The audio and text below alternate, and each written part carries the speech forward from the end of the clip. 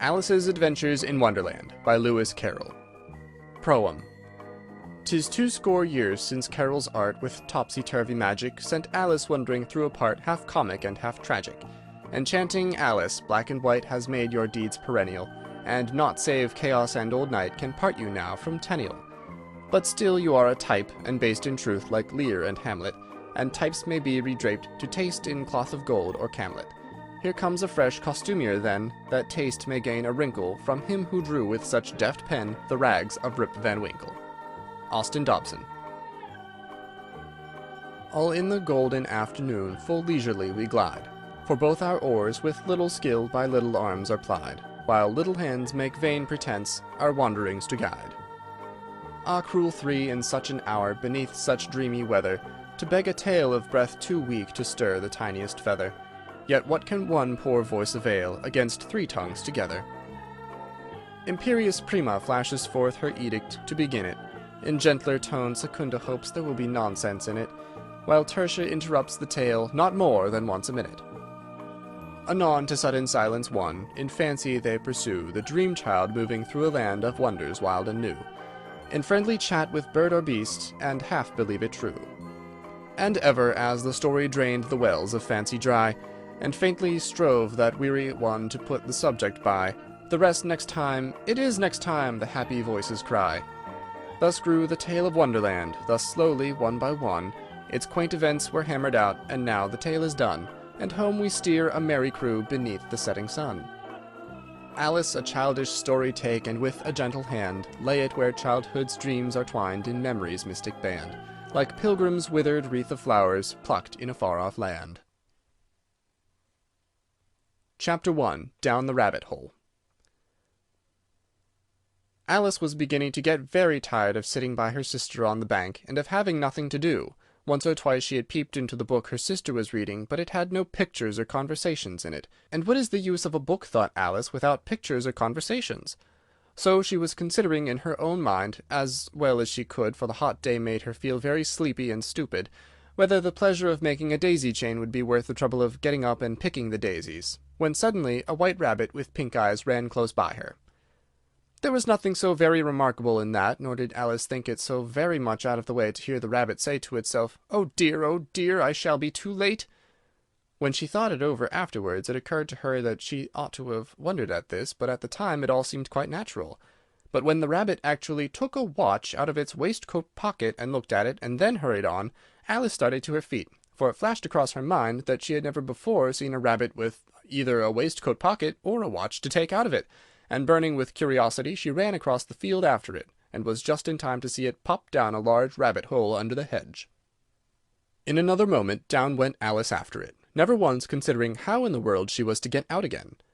The rabbit hole went straight on like a tunnel for some way, and then dipped suddenly down, so suddenly that Alice had not a moment to think about stopping herself before she found herself falling down what seemed to be a very deep well.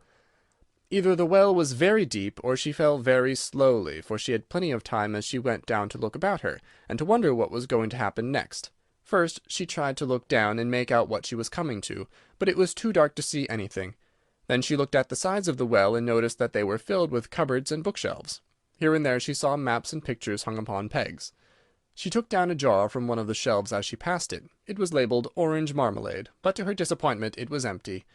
She did not like to drop the jar for fear of killing somebody underneath, so managed to put it into one of the cupboards as she fell past it. "Well," thought Alice to herself, "after such a fall as this I shall think nothing of tumbling downstairs. How brave they'll all think of me at home! Why, I wouldn't say anything about it, even if I fell off the top of the house," which was very likely true. Down, down, down. Would the fall never come to an end? "I wonder how many miles I've fallen by this time," she said aloud. "I must be getting somewhere near the centre of the earth. Let me see, that would be 4,000 miles down, I think." For you see, Alice had learnt several things of this sort in her lessons in the schoolroom, and though this was not a very good opportunity for showing off her knowledge, as there was no one to listen to her, still it was good practice to say it over. "Yes, that's about the right distance, but then I wonder what latitude or longitude I've got to."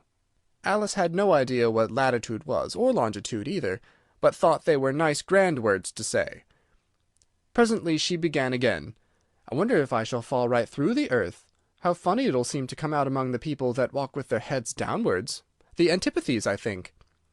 She was rather glad there was no one listening this time, as it didn't sound at all the right word. "But I shall have to ask them what the name of the country is, you know. Please, ma'am, is this New Zealand or Australia?"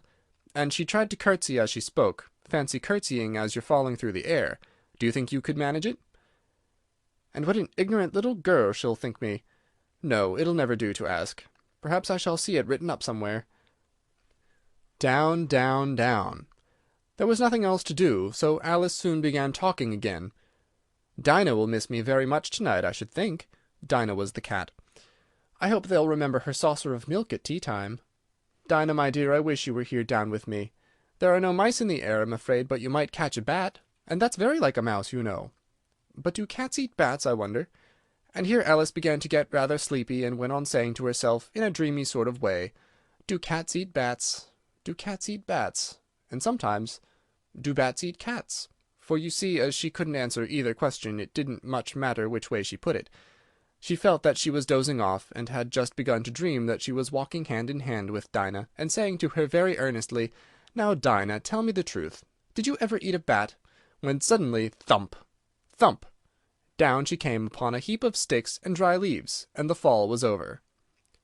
Alice was not a bit hurt, and she jumped up onto her feet in a moment. She looked up, but it was all dark overhead. Before her was another long passage, and the White Rabbit was still in sight, hurrying down it. There was not a moment to be lost. Away went Alice like the wind, and was just in time to hear it say, as it turned a corner, "Oh, my ears and whiskers, how late it's getting!" She was close behind it when she turned the corner, but the rabbit was no longer to be seen. She found herself in a long, low hall, which was lit up by a row of lamps hanging from the roof. There were doors all around the hall, but they were all locked, and when Alice had been all the way down one side and up the other, trying every door, she walked sadly down the middle, wondering how she was ever to get out again. Suddenly she came upon a little three-legged table, all made of solid glass. There was nothing on it but a tiny golden key, and Alice's first idea was that this might belong to one of the doors of the hall. But alas, either the locks were too large, or the key was too small, but at any rate it would not open any of them. However, on the second time around, she came upon a low curtain she had not noticed before, and behind it was a little door about 15 inches high. She tried the little golden key in the lock, and to her great delight it fitted. Alice opened the door, and found that it led into a small passage, not much larger than a rat-hole. She knelt down, and looked along the passage into the loveliest garden you ever saw. How she longed to get out of that dark hall, and wander about among those beds of bright flowers and those cool fountains. But she could not even get her head through the doorway. "Molly, even if my head would go through," thought poor Alice, "it would be of very little use without my shoulders. Oh, how I wish I could shut up like a telescope! I think I could, if I only knew how to begin." For you see, so many out-of-the-way things had happened lately, that Alice had begun to think that very few things indeed were really impossible. There seemed to be no use in waiting by the little door, so she went back to the table, half hoping she might find another key on it, or at any rate a book of rules for shutting people up like telescopes. This time she found a little bottle on it, which certainly was not here before, said Alice, and tied round the neck of the bottle was a paper label with the words "Drink me" beautifully printed on it in large letters. It was all very well to say "drink me," but the wise little Alice was not going to do that in a hurry. "No, I'll look first," she said, "and see whether it's marked poison or not." For she had read several nice little stories about children who had got burnt and eaten up by wild beasts and other unpleasant things, all because they would not remember the simple rules their friends had taught them, such as that a red-hot poker will burn you if you hold it too long, and that if you cut your finger very deeply with a knife it usually bleeds. And she had never forgotten that if you drink much from a bottle marked poison, it is almost certain to disagree with you sooner or later. However, this bottle was not marked poison, so Alice ventured to taste it, and finding it very nice, it had in fact a sort of mixed flavour of cherry tart, custard, pineapple, roast turkey, coffee, and hot buttered toast, she very soon finished it off. "What a curious feeling," said Alice. "I must be shutting up like a telescope." And so it was indeed. She was now only 10 inches high, and her face brightened up at the thought that she was now the right size for going through that little door into that lovely garden. First, however, she waited for a few minutes to see if she was going to shrink any further. She felt a little nervous about this. "For it might end, you know," said Alice to herself, "in my going out altogether like a candle." I wonder what I should be like then." And she tried to fancy what the flame of a candle looks like after the candle is blown out, for she could not remember ever having seen such a thing. After a while, finding that nothing more happened, she decided on going into the garden at once. But alas for poor Alice! When she got to the door she found she had forgotten the little golden key, and when she went back to the table for it, she found she could not possibly reach it. She could see it quite plainly through the glass, and she tried her best to climb up one of the legs of the table, but it was too slippery, and when she had tired herself out with trying, the poor little thing sat down and cried. "Come, there's no use in crying like that," said Alice to herself rather sharply. "I advise you to leave off this minute." She generally gave herself very good advice, though she very seldom followed it, and sometimes she scolded herself so severely as to bring tears into her eyes, and once she remembered trying to box her own ears for having cheated herself in a game of croquet she was playing against herself, for this curious child was very fond of pretending to be two people. "But it's no use now," thought poor Alice, "to pretend to be two people. Why, there's hardly enough of me left to make one respectable person." Soon her eye fell on a little glass box that was lying under the table. She opened it, and found in it a very small cake, on which the words "Eat me" were beautifully marked in currants. "Well, I'll eat it," said Alice, "and if it makes me grow larger I can reach the key, and if it makes me grow smaller I can creep under the door, so either way I'll get into the garden, and I don't care which happens." She ate a little bit, and said anxiously to herself, "Which way, which way?" holding her hand on the top of her head to feel which way it was growing, and she was quite surprised to find that she remained the same size. To be sure, this is what generally happens when one eats cake, but Alice had got so much into the way of expecting nothing but out-of-the-way things to happen, that it seemed quite dull and stupid for life to go on in the common way. So she set to work, and very soon finished off the cake. The Pool of Tears. "Curious, sir, and curious, sir," cried Alice. She was so much surprised that for a moment she quite forgot how to speak good English. "Now I'm opening out like the largest telescope that ever was. Good-bye, feet." For when she looked down at her feet they seemed to be almost out of sight, they were getting so far off. "Oh, my poor little feet! I wonder who will put on your shoes and stockings for you now, dears? I'm sure I shan't be able. I shall be a great deal too far off to trouble myself about you. You must manage the best way you can. But I must be kind to them," thought Alice, "or perhaps they won't walk the way I want to go. Let me see. I'll give them a new pair of boots every Christmas." And she went on planning to herself how she would manage it. "They must go by the carrier," she thought, "and how funny it'll seem sending presents to one's own feet, and how odd the directions will look. Alice's right foot, Esquire, hearthrug, near the fender, with Alice's love." Oh dear, what nonsense I'm talking! Just then her head struck against the roof of the hall. In fact, she was now rather more than 9 feet high, and she at once took up the little golden key and hurried off to the garden door. Poor Alice! It was as much as she could do, lying down on one side to look through into the garden with one eye, but to get through was more hopeless than ever, and she sat down and began to cry again. "You ought to be ashamed of yourself," said Alice. "A great girl like you," she might as well say this, "to go on crying in this way. Stop this moment, I tell you." But she went on all the same, shedding gallons of tears, until there was a large pool all round her, about 4 inches deep and reaching half down the hall. After a time she heard a little pattering of feet in the distance, and she hastily dried her eyes to see what was coming. It was the White Rabbit returning, splendidly dressed, with a pair of white kid gloves in one hand, and a large fan in the other. He came trotting along in a great hurry, muttering to himself as he came, "Oh, the Duchess, the Duchess! Won't she be savage if I've kept her waiting?" Alice felt so desperate that she was ready to ask help of anyone, so when the rabbit came near her she began in a low timid voice, "If you please, sir—" The rabbit started violently, dropping the white kid gloves and the fan, and scurried away into the darkness as hard as he could go. Alice took up the fan and gloves, and as the hall was very hot she kept fanning herself all the time she went on talking. "Dear, dear, how queer everything is to-day, and yesterday things went on just as usual. I wonder if I've been changed during the night. Let me think. Was I the same when I got up this morning?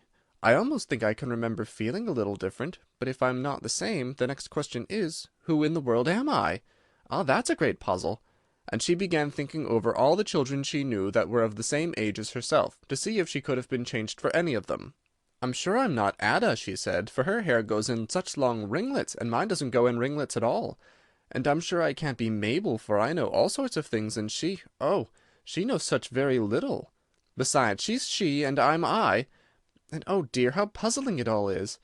I'll try if I know all the things I used to know. Let me see. 4 times 5 is 12, and 4 times 6 is 13, and 4 times 7 is... Oh dear, I shall never get to 20 at that rate. However, the multiplication table doesn't signify. Let's try geography. London is the capital of Paris, and Paris is the capital of Rome, and Rome... No, that's all wrong, I'm certain. I must have been changed from Mabel. I'll try and say how doth the little. And she crossed her hands on her lap as if she were saying lessons, and began to repeat it, but her voice sounded hoarse and strange, and the words did not come the same as they used to do. How doth the little crocodile improve his shining tail, and pour the waters of the Nile on every golden scale?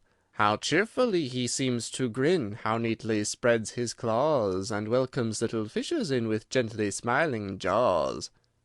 I'm sure those are not the right words, said poor Alice, and her eyes filled with tears again as she went on. I must be Mabel after all, and I shall have to go and live in that poky little house, and have next to no toys to play with, and oh, ever so many lessons to learn. No, I've made up my mind about it. If I'm Mabel, I'll stay down here. It'll be no use their putting their heads down and saying, Come up again, dear. I shall only look up and say, Who am I then? Tell me that first, and then if I like being that person, I'll come up. If not, I'll stay down here till I'm someone else. But, oh dear, cried Alice with a sudden burst of tears, I do wish they would put their heads down. I am so very tired of being all alone here. As she said this, she looked down at her hands, and was surprised to see that she had put on one of the rabbit's little white kid gloves while she was talking.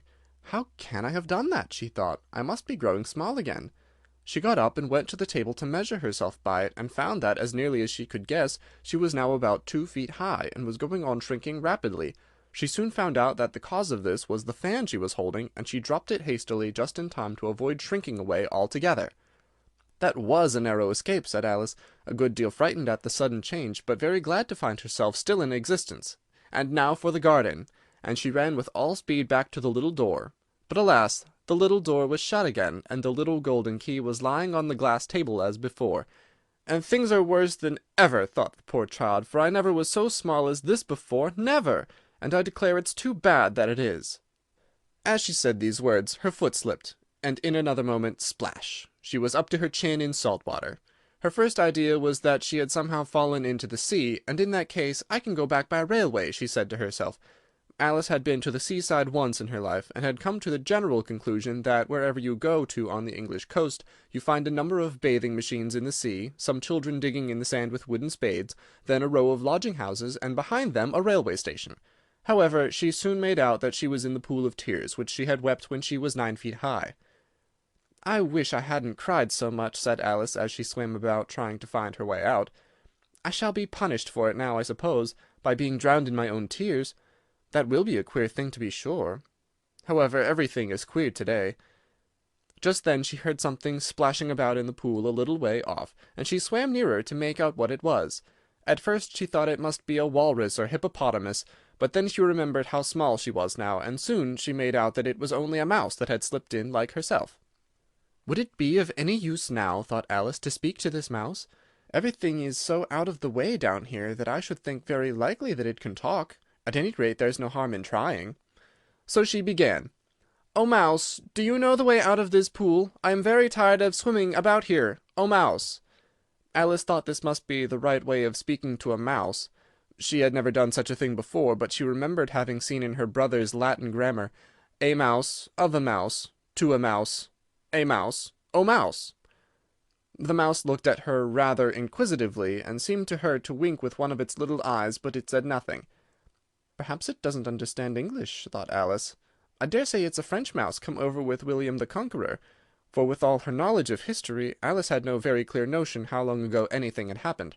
So she began again, "Wheels machat," which was the first sentence in her French lesson book. The mouse gave a sudden leap out of the water, and seemed to quiver all over with fright.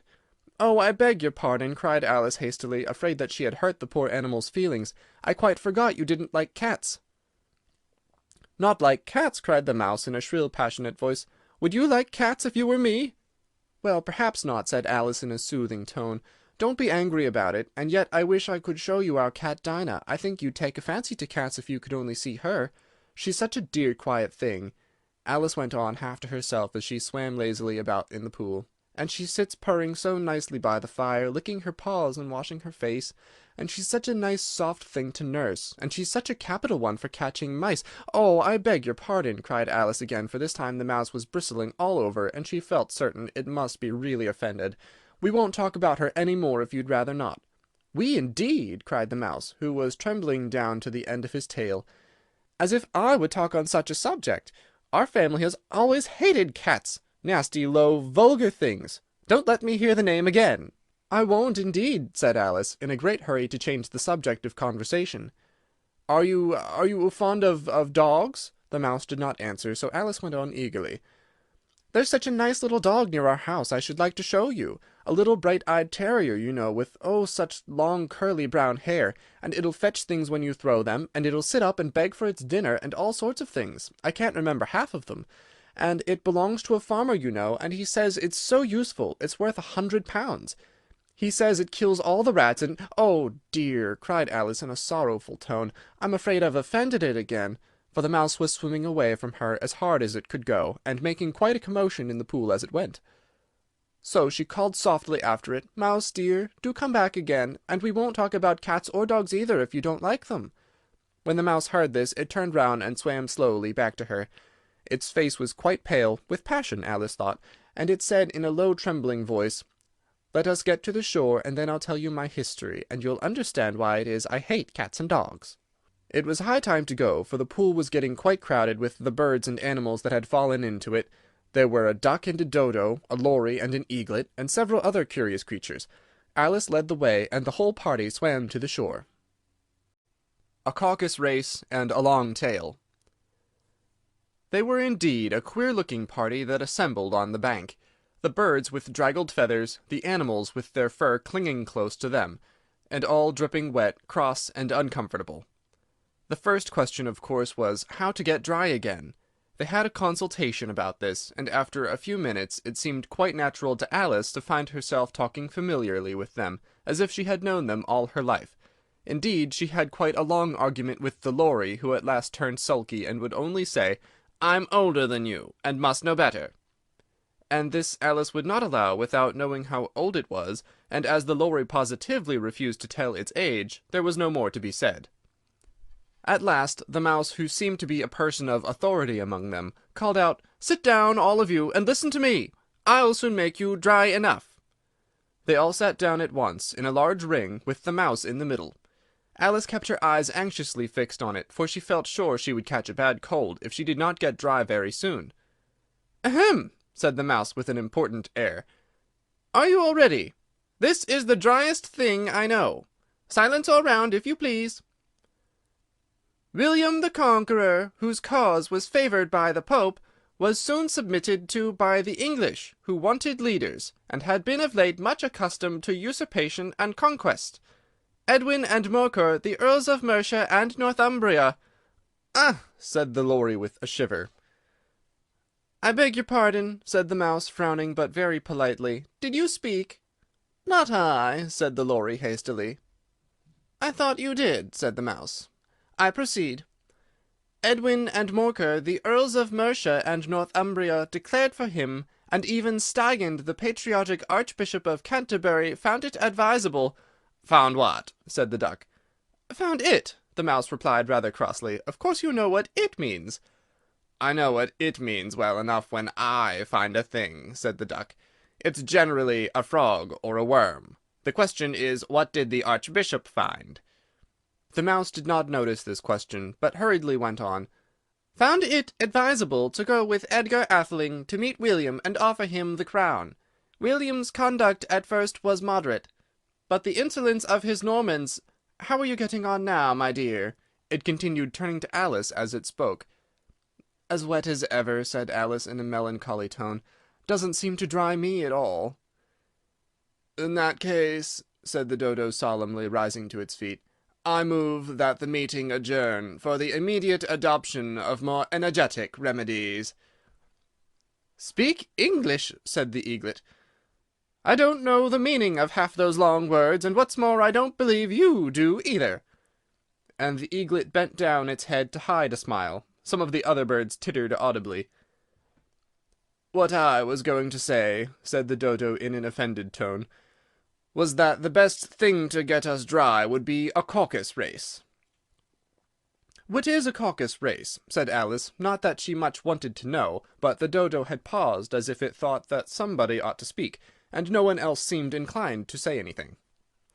"Why," said the Dodo, "the best way to explain it is to do it. And as you might like to try the thing yourself some winter day, I will tell you how the Dodo managed it. First, it marked out a race course in a sort of circle. The exact shape doesn't matter, it said. And then all the party were placed along the course here and there. There was no 1, 2, 3, and away, but they began running when they liked, and left off when they liked, so that it was not easy to know when the race was over. However, when they had been running half an hour or so, and were quite dry again, the Dodo suddenly called, "The race is over!" and they all crowded round it, panting and asking, "But who has won?" This question the Dodo could not answer without a great deal of thought, and it stood for a long time with one finger pressed upon its forehead, the position in which you usually see Shakespeare in the pictures of him, while the rest waited in silence. At last the Dodo said, "Everybody has won, and all must have prizes." "But who is to give the prizes?" quite a chorus of voices asked. "Why, she, of course," said the Dodo, pointing to Alice with one finger, and the whole party at once crowded round her, calling out in a confused way, "Prizes! Prizes!" Alice had no idea what to do, and in despair she put her hand in her pocket and pulled out a box of comfits. Luckily the salt water had not got into it, and handed them round as prizes. There was exactly one piece all round. "But she must have a prize herself, you know," said the Mouse. "Of course," the Dodo replied very gravely. "What else have you got in your pocket?" it went on, turning to Alice. "Only a thimble," said Alice sadly. "Hand it over here," said the Dodo. Then they all crowded round her once more, while the Dodo solemnly presented the thimble, saying, "We beg your acceptance of this elegant thimble." And when it had finished this short speech, they all cheered. Alice thought the whole thing very absurd, but they all looked so grave that she did not dare to laugh, and as she could not think of anything to say, she simply bowed and took the thimble, looking as solemn as she could. The next thing was to eat the comfit. This caused some noise and confusion, as the large birds complained that they could not taste theirs, and the small ones choked and had to be patted on the back. However, it was over at last, and they sat down again in a ring, and begged the Mouse to tell them something more. "You promised to tell me your history, you know," said Alice, "and why it is you hate C and D," she added in a whisper, half afraid that it would be offended again. "Mine is a long and sad tale," said the Mouse, turning to Alice and sighing. "It is a long tale, certainly," said Alice, looking down with wonder at the Mouse's tail. "But why do you call it sad?" And she kept on puzzling about it while the Mouse was speaking, so that her idea of the tale was something like this. "Fury said to a mouse that he met in the house, 'Let us both go to law. I will prosecute you.' 'Come, I'll take no denial, we must have the trial, for really this morning I've nothing to do.' Said the Mouse to the Cur, 'Such a trial, dear sir, with no jury or judge, would be wasting our breath.' 'I'll be judge, I'll be jury,' said cunning old Fury. 'I'll try the whole cause, and condemn you to death.'" "You're not attending," said the Mouse to Alice severely. "What are you thinking of?" "I beg your pardon," said Alice very humbly. "You had got to the fifth bend, I think." "I had not!" cried the Mouse angrily. "A knot?" said Alice, always ready to make herself useful, and looking anxiously about her. "Oh, do let me help to undo it." "I shall do nothing of the sort," said the Mouse, getting up and walking away. "You insult me by talking such nonsense." "I didn't mean it," pleaded poor Alice, "but you're so easily offended, you know." The Mouse only growled in reply. "Please come back and finish your story," Alice called after it, and the others all joined in chorus, "Yes, please do!" But the Mouse only shook its head impatiently and walked a little quicker. "What a pity it wouldn't stay," sighed the Lory, as soon as it was quite out of sight, and an old crab took the opportunity of saying to her daughter, Ah, my dear, let this be a lesson to you never to lose your temper. Hold your tongue, Ma, said the young crab a little snappishly. You're enough to try the patience of an oyster. I wish I had our Dinah here, I know I do, said Alice aloud, addressing nobody in particular. She'd soon fetch it back. And who is Dinah, if I might venture to ask the question? Said the Lory. Alice replied eagerly, for she was always ready to talk about her pet. Dinah's our cat, and she's such a capital one for catching mice, you can't think. And oh, I wish you could see her after the birds. Why, she'll eat a little bird as soon as look at it. This speech caused a remarkable sensation among the party. Some of the birds hurried off at once. One old magpie began wrapping itself up very carefully, remarking, I really must be getting home. The night air doesn't suit my throat. And a canary called out in a trembling voice to its children, Come away, my dears. It's a high time you were all in bed. On various pretexts they all moved off, and Alice was soon left alone. I wish I hadn't mentioned Dinah, she said to herself in a melancholy tone. Nobody seems to like her down here, and I'm sure she's the best cat in the world. Oh, my dear Dinah, I wonder if I shall ever see you any more. And here poor Alice began to cry again, for she felt very lonely and low-spirited. In a little while, however, she again heard a little pattering of footsteps in the distance, and she looked up eagerly, half hoping that the mouse had changed his mind, and was coming back to finish his story. The Rabbit Sends in a Little Bill. It was the White Rabbit trotting slowly back again, and looking nervously about as it went, as if it had lost something, and she heard it muttering to itself, the Duchess, oh, my dear paws! Oh, my fur and whiskers! She'll get me executed as sure as ferrets are ferrets. Where can I have dropped them, I wonder? Alice guessed in a moment that it was looking for the fan and the pair of white kid gloves, and she very good-naturedly began hunting about for them.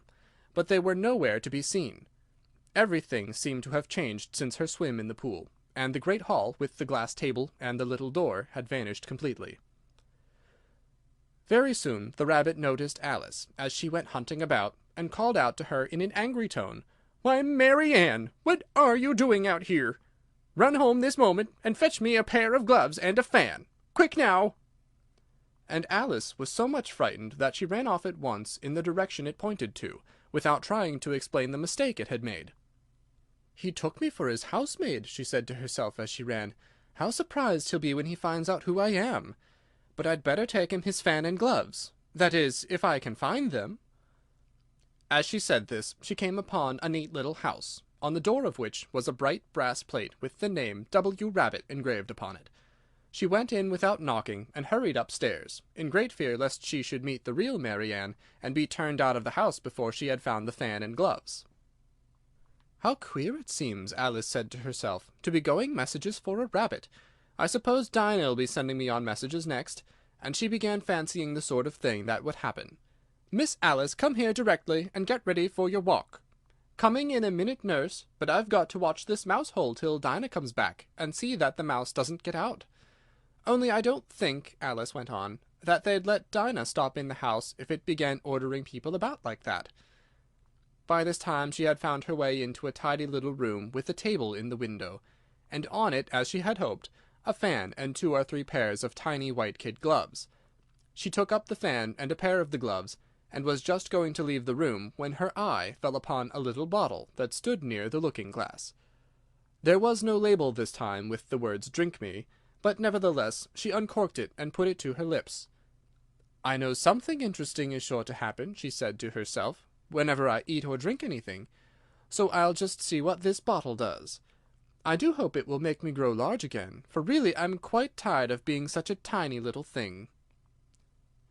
It did so indeed, and much sooner than she had expected. Before she had drunk half the bottle, she found her head pressing against the ceiling, and had to stoop to save her neck from being broken. She hastily put down the bottle, saying to herself, "That's quite enough. I hope I shan't grow any more. As it is, I can't get out at the door. I do wish I hadn't drunk quite so much." Alas, it was too late to wish that. She went on growing, and very soon had to kneel down on the floor. In another minute there was not even room for this, and she tried the effect of lying down with one elbow against the door, and the other arm curled round her head. Still she went on growing, and as a last resource she put one arm out of the window and one foot up the chimney, and said to herself, "Now I can do no more, whatever happens. What will become of me?" Luckily for Alice, the little magic bottle had now had its full effect, and she grew no larger. Still it was very uncomfortable, and as there seemed to be no sort of chance of her ever getting out of the room again, no wonder she felt unhappy. It was much pleasanter at home, thought poor Alice, when one wasn't always growing larger and smaller, and being ordered about by mice and rabbits. I almost wish I hadn't gone down that rabbit hole. And yet it's rather curious, you know, this sort of life. I do wonder what can have happened to me. When I used to read fairy tales, I fancied that kind of thing never happened, and now here I am in the middle of one. There ought to be a book written about me, that there ought, and when I grow up I'll write one. But I'm grown up now, she added in a sorrowful tone. At least there's no room to grow up any more here. But then, thought Alice, shall I never get any older than I am now? That'll be a comfort one way, never to be an old woman, but then always to have lessons to learn. Oh, I shouldn't like that. "Oh, you foolish Alice," she said to herself. "How can you learn lessons in here? Why, there's hardly room for you, and no room at all for any lessons books." And so she went on, taking first one side and then the other, and making quite a conversation of it altogether. But after a few minutes she heard a voice outside, and stopped to listen.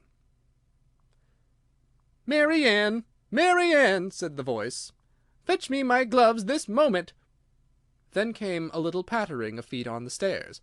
Alice knew it was the rabbit coming to look for her, and she trembled till she shook the house, quite forgetting that she was now about 1,000 times as large as the rabbit, and had no reason to be afraid of it.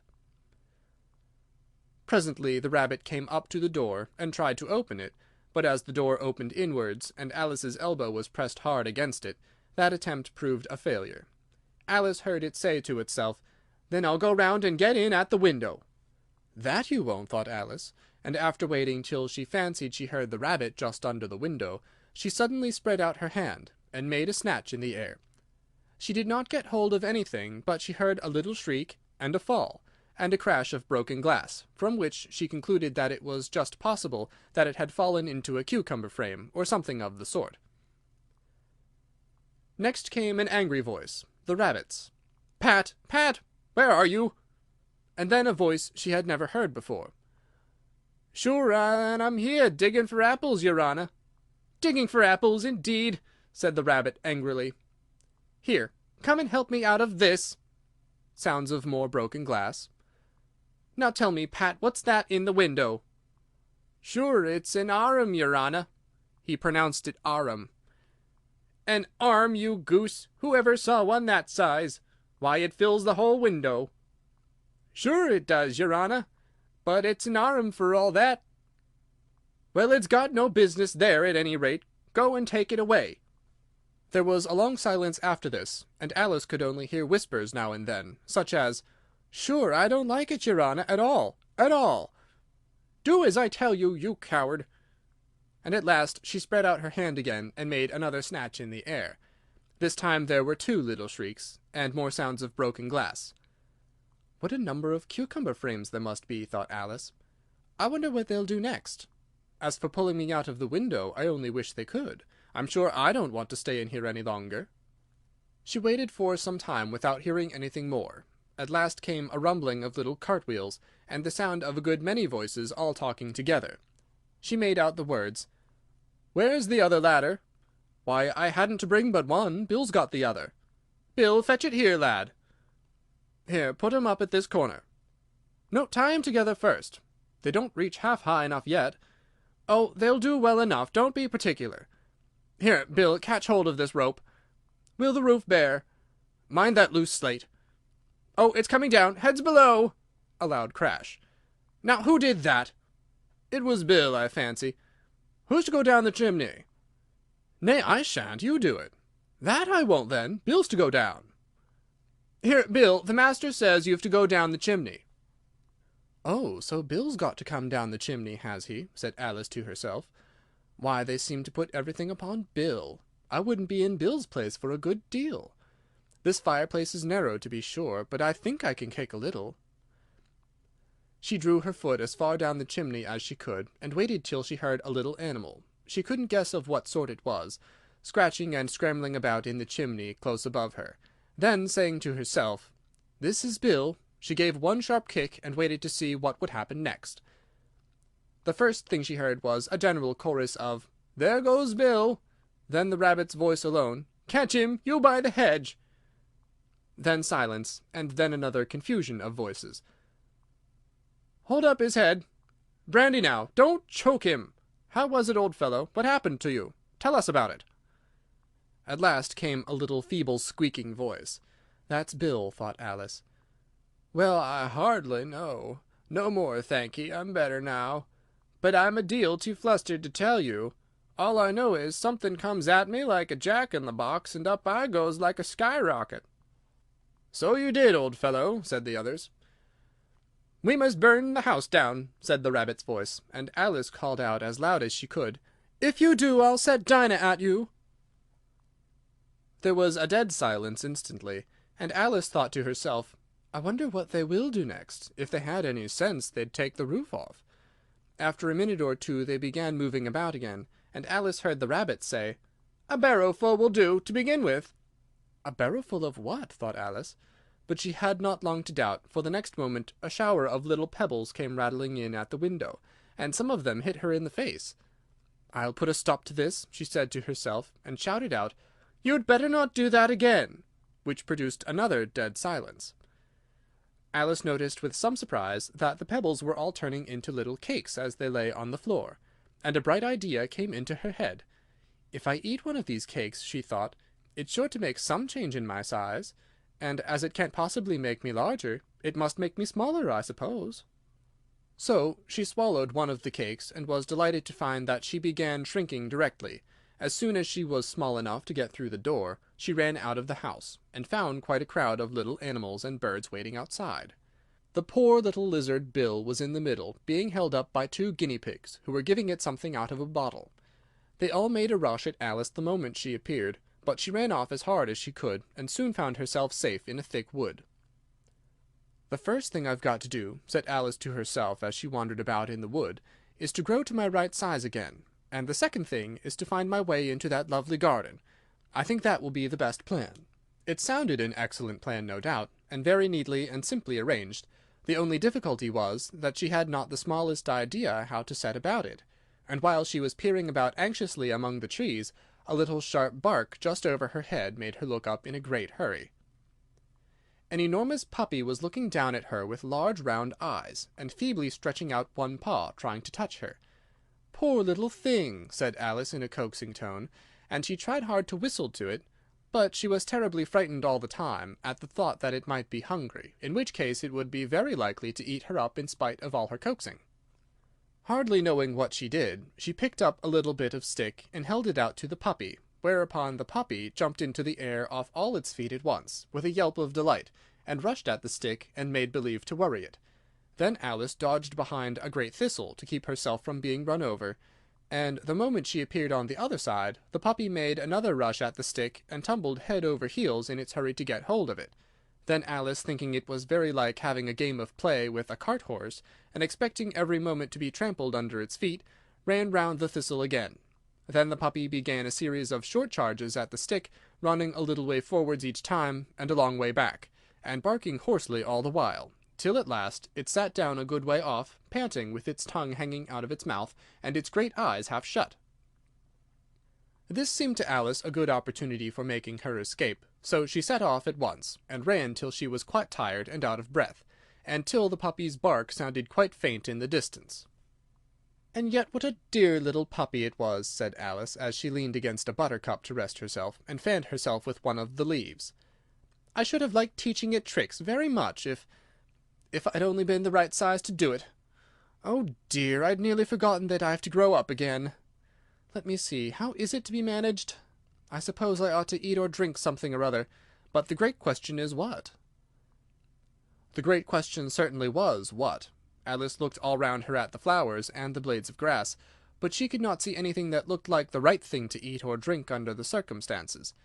There was a large mushroom growing near her about the same height as herself, and when she had looked under it, and on both sides of it, and behind it, it occurred to her that she might as well look and see what was on the top of it. She stretched herself up on tiptoe, and peeped over the edge of the mushroom, and her eyes immediately met those of a large blue caterpillar, that was sitting on the top with its arms folded, quietly smoking a long hookah, and taking not the smallest notice of her, or of anything else. Advice from a Caterpillar. The caterpillar and Alice looked at each other for some time in silence. At last the caterpillar took the hookah out of its mouth, and addressed her in a languid, sleepy voice. "Who are you?" said the caterpillar. This was not an encouraging opening for a conversation. Alice replied, rather shyly, "I hardly know, sir, just at present. At least I know who I was when I got up this morning, but I think I must have been changed several times since then." "What do you mean by that?" said the caterpillar sternly. "Explain yourself." "I can't explain myself, I'm afraid, sir," said Alice, "because I'm not myself, you see." "I don't see," said the caterpillar. "I'm afraid I can't put it more clearly," Alice replied very politely, "for I can't understand it myself to begin with, and being so many different sizes in a day is very confusing." "It isn't," said the caterpillar. "Well, perhaps you haven't found it so yet," said Alice, "but when you have to turn into a chrysalis, you will some day, you know, and then after that into a butterfly, I should think you'll feel it a little queer, won't you?" "Not a bit," said the caterpillar. "Well, perhaps your feelings may be different," said Alice. "All I know is, it would feel very queer to me." "You!" said the caterpillar contemptuously. "Who are you?" Which brought them back again to the beginning of the conversation. Alice felt a little irritated at the caterpillar's making such very short remarks, and she drew herself up and said, very gravely, "I think you ought to tell me who you are first." "Why?" said the caterpillar. Here was another puzzling question, and as Alice could not think of any good reason, and as the caterpillar seemed to be in a very unpleasant state of mind, she turned away. "Come back," the caterpillar called after her. "I've something important to say." This sounded promising, certainly. Alice turned and came back again. "Keep your temper," said the caterpillar. "Is that all?" said Alice, swallowing down her anger as well as she could. "No," said the caterpillar. Alice thought she might as well wait, as she had nothing else to do, and perhaps, after all, it might tell her something worth hearing. For some minutes it puffed away without speaking, but at last it unfolded its arms, took the hookah out of its mouth again, and said, "So you think you're changed, do you?" "I'm afraid I am, sir," said Alice. "I can't remember things as I used, and I don't keep the same size for 10 minutes together." "Can't remember what things?" said the caterpillar. "Well, I've tried to say, 'How doth the little busy bee?' but it all came different," Alice replied in a very melancholy voice. "Repeat, 'You are old Father William,'" said the caterpillar. Alice folded her hands and began. "You are old, Father William," the young man said, "and your hair has become very white. And yet you incessantly stand on your head. Do you think, at your age, it is right?" "In my youth," Father William replied to his son, "I feared it might injure the brain. But now that I'm perfectly sure I have none, why do I do it again and again?" "You are old," said the youth, "as I mentioned before, and have grown most uncommonly fat. Yet you turned a back somersault in at the door. Pray, what is the reason of that?" "In my youth," said the sage, as he shook his grey locks, "I kept all my limbs very supple. By the use of this ointment, 1 shilling the box. Allow me to sell you a couple." "You are old," said the youth, "and your jaws are too weak for anything tougher than suet. Yet you finished the goose with the bones and the beak. Pray, how did you manage to do it?" "In my youth," said his father, "I took to the law, and argued each case with my wife. And the muscular strength which it gave to my jaw has lasted the rest of my life." "You are old," said the youth. "One would hardly suppose that your eye was as steady as ever. Yet you balanced an eel on the end of your nose. What made you so awfully clever?" "I have answered 3 questions, and that is enough," said his father. "Don't give yourself airs. Do you think I can listen all day to such stuff? Be off, or I'll kick you downstairs." "That is not said right," said the Caterpillar. "Not quite right, I'm afraid," said Alice timidly. "Some of the words have got altered." "It is wrong from beginning to end," said the Caterpillar decidedly, and there was silence for some minutes. The Caterpillar was the first to speak. "What size do you want to be?" it asked. "Oh, I'm not particular as to size," Alice hastily replied. "Only one doesn't like changing so often, you know." "I don't know," said the Caterpillar. Alice said nothing. She had never been so much contradicted in all her life before, and she felt that she was losing her temper. "Are you content now?" said the Caterpillar. "Well, I should like to be a little larger, sir, if you wouldn't mind," said Alice. 3 inches is such a wretched height to be." "It is a very good height indeed," said the Caterpillar angrily, rearing itself upright as it spoke. It was exactly 3 inches high. "But I'm not used to it," pleaded poor Alice in a piteous tone, and she thought to herself, "I wish the creatures wouldn't be so easily offended." "You'll get used to it in time," said the Caterpillar, and it put its hookah into its mouth and began smoking again. This time Alice waited patiently until it chose to speak again. In a minute or 2 the Caterpillar took the hookah out of its mouth, and yawned once or twice, and shook itself. Then it got down off the mushroom, and crawled away into the grass, merely remarking as it went, "One side will make you grow taller, and the other side will make you grow shorter." "One side of what?" "The other side of what?" thought Alice to herself. "Of the mushroom," said the Caterpillar, just as if she had asked it aloud, and in another moment it was out of sight. Alice remained looking thoughtfully at the mushroom for a minute, trying to make out which were the 2 sides of it, and as it was perfectly round, she found this a very difficult question. However, at last she stretched her arms round it as far as they would go, and broke off a bit of the edge with each hand. "And now which is which?" she said to herself, and nibbled a little of the right-hand bit to try the effect. The next moment she felt a violent blow underneath her chin. It had struck her foot. She was a good deal frightened by this very sudden change, but she felt that there was no time to be lost, and as she was shrinking rapidly, so she set to work at once to eat some of the other bit.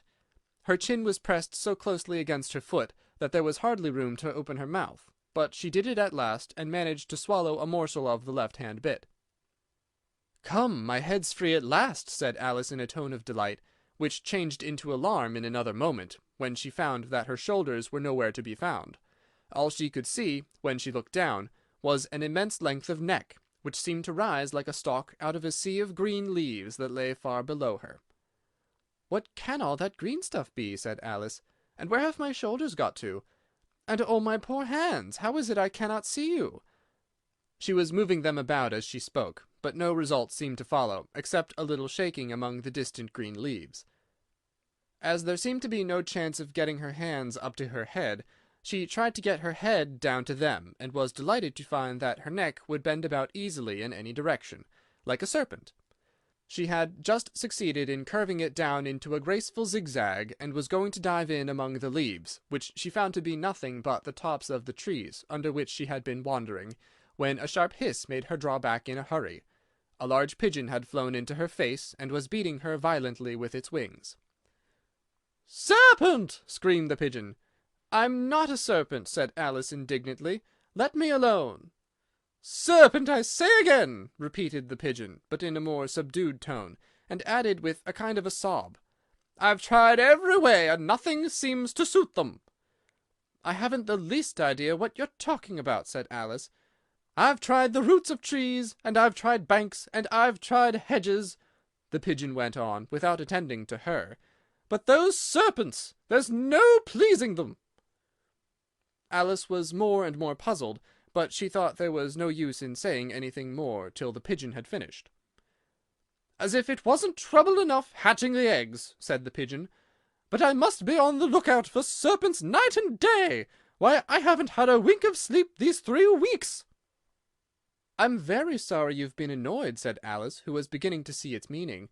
"And just as I'd taken the highest tree in the wood," continued the pigeon, raising its voice to a shriek, "and just as I was thinking I should be free of them at last, they must needs come wriggling down from the sky.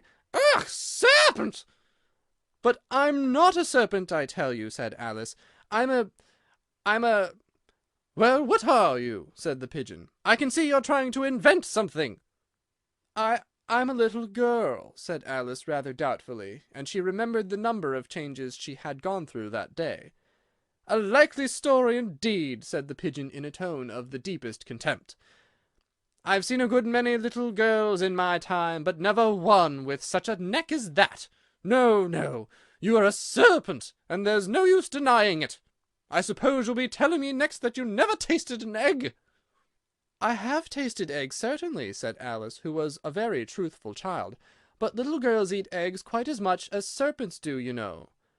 "I don't believe it," said the pigeon. "But if they do, why, then they're a kind of serpent, that's all I can say."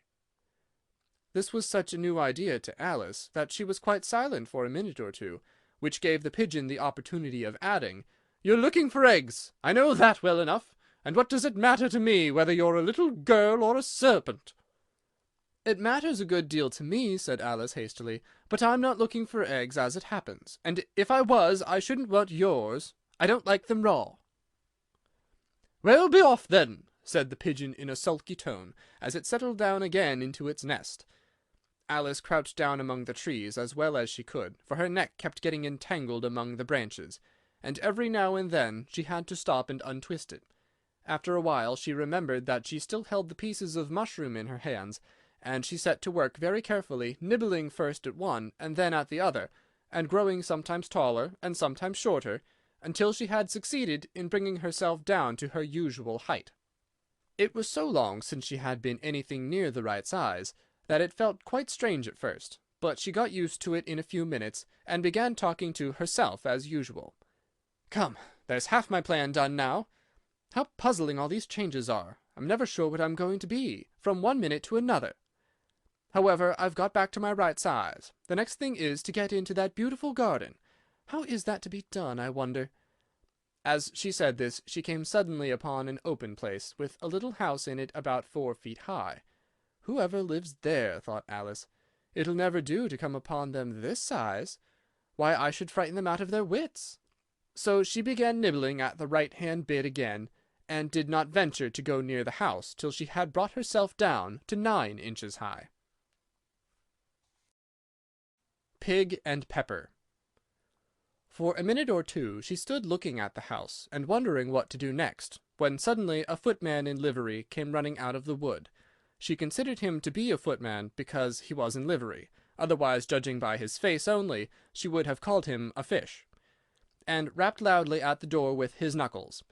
It was opened by another footman in livery, with a round face and large eyes like a frog, and both footmen, Alice noticed, had powdered hair that curled all over their heads. She felt very curious to know what it was all about, and crept a little way out of the wood to listen. The fish footman began by producing from under his arm a great letter, nearly as large as himself, and this he handed over to the other, saying in a solemn tone, "For the Duchess, an invitation from the Queen to play croquet." The frog footman repeated in the same solemn tone, only changing the order of the words a little, "From the Queen, an invitation for the Duchess to play croquet." Then they both bowed low, and their curls got entangled together. Alice laughed so much at this that she had to run back into the wood, for fear of their hearing her, and when she next peeped out, the fish footman was gone, and the other was sitting on the ground near the door, staring stupidly up into the sky. Alice went timidly up to the door and knocked. "There's no use in knocking," said the footman, "and that for 2 reasons. First, because I'm on the same side of the door as you are. Secondly, because they're making such a noise inside, no one could possibly hear you." And certainly there was a most extraordinary noise going on within, a constant howling and sneezing, and every now and then a great crash, as if a dish or kettle had been broken to pieces. "Please, then," said Alice, "how am I to get in?" "There might be some sense in your knocking," the footman went on without attending to her, "if we had the door between us. For instance, if you were inside, you might knock, and I could let you out, you know." He was looking up into the sky all the time he was speaking, and this Alice thought decidedly uncivil. "But perhaps he can't help it," she said to herself. "His eyes are so very nearly at the top of his head. But at any rate he might answer questions. How am I to get in?" she repeated aloud. "I shall sit here," the footman remarked, "till tomorrow." At this moment the door of the house opened, and a large plate came skimming out straight at the footman's head. It just grazed his nose, and broke to pieces against one of the trees behind him. "Or next day, maybe," the footman continued in the same tone, exactly as if nothing had happened. "How am I to get in?" asked Alice again in a louder tone. "Are you to get in at all?" said the footman. "That's the first question, you know." It was, no doubt, only Alice did not like to be told so. "It's really dreadful," she muttered to herself, "the way all the creatures argue. It's enough to drive one crazy." The footman seemed to consider this a good opportunity for repeating his remark, with variations. "I shall sit here," he said, "on and off, for days and days." "But what am I to do?" said Alice. "Anything you like," said the footman, and began whistling. "Oh, there's no use in talking to him," said Alice desperately. "He's perfectly idiotic." And she opened the door and went in. The door led right into a large kitchen, which was full of smoke from one end to the other. The Duchess was sitting on a three-legged stool in the middle, nursing a baby. The cook was leaning over the fire, stirring a large cauldron which seemed to be full of soup. "There's certainly too much pepper in that soup," Alice said to herself, as well as she could for sneezing.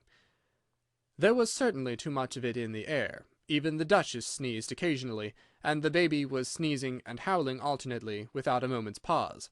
The only things in the kitchen that did not sneeze were the cook and a large cat which was sitting on the hearth and grinning from ear to ear.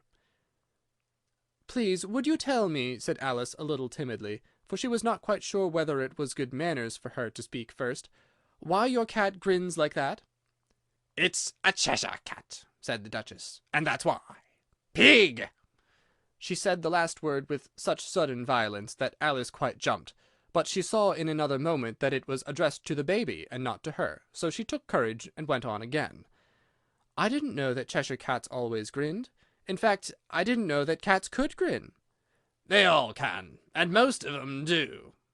"I don't know of any that do," Alice said very politely, feeling quite pleased to have got into a conversation. "You don't know much," said the Duchess, "and that's a fact."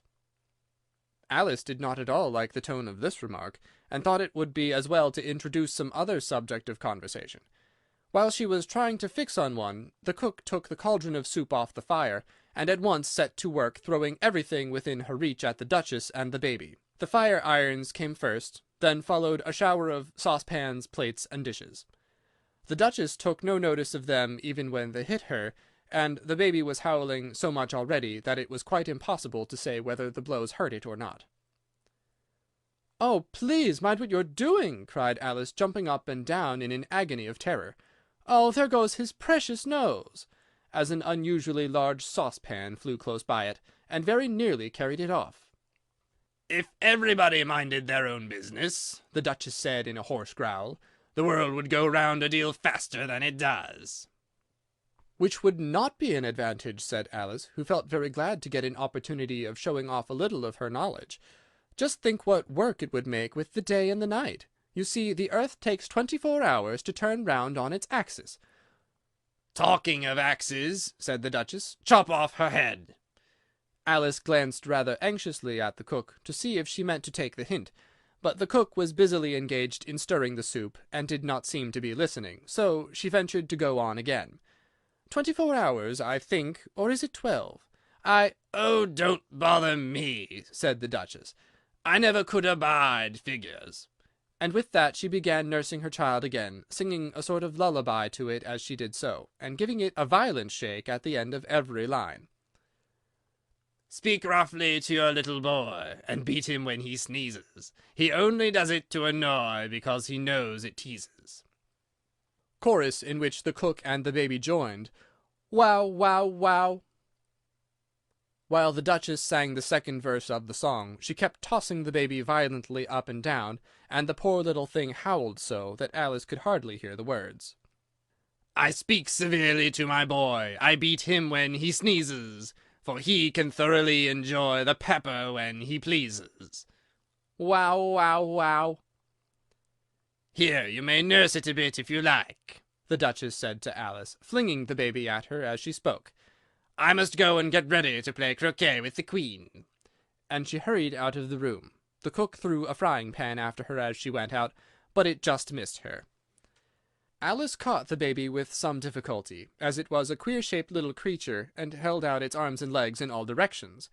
Just like a starfish, thought Alice. The poor little thing was snorting like a steam-engine when she caught it, and kept doubling itself up and straightening itself out again, so that altogether, for the first minute or two, it was as much as she could do to hold it.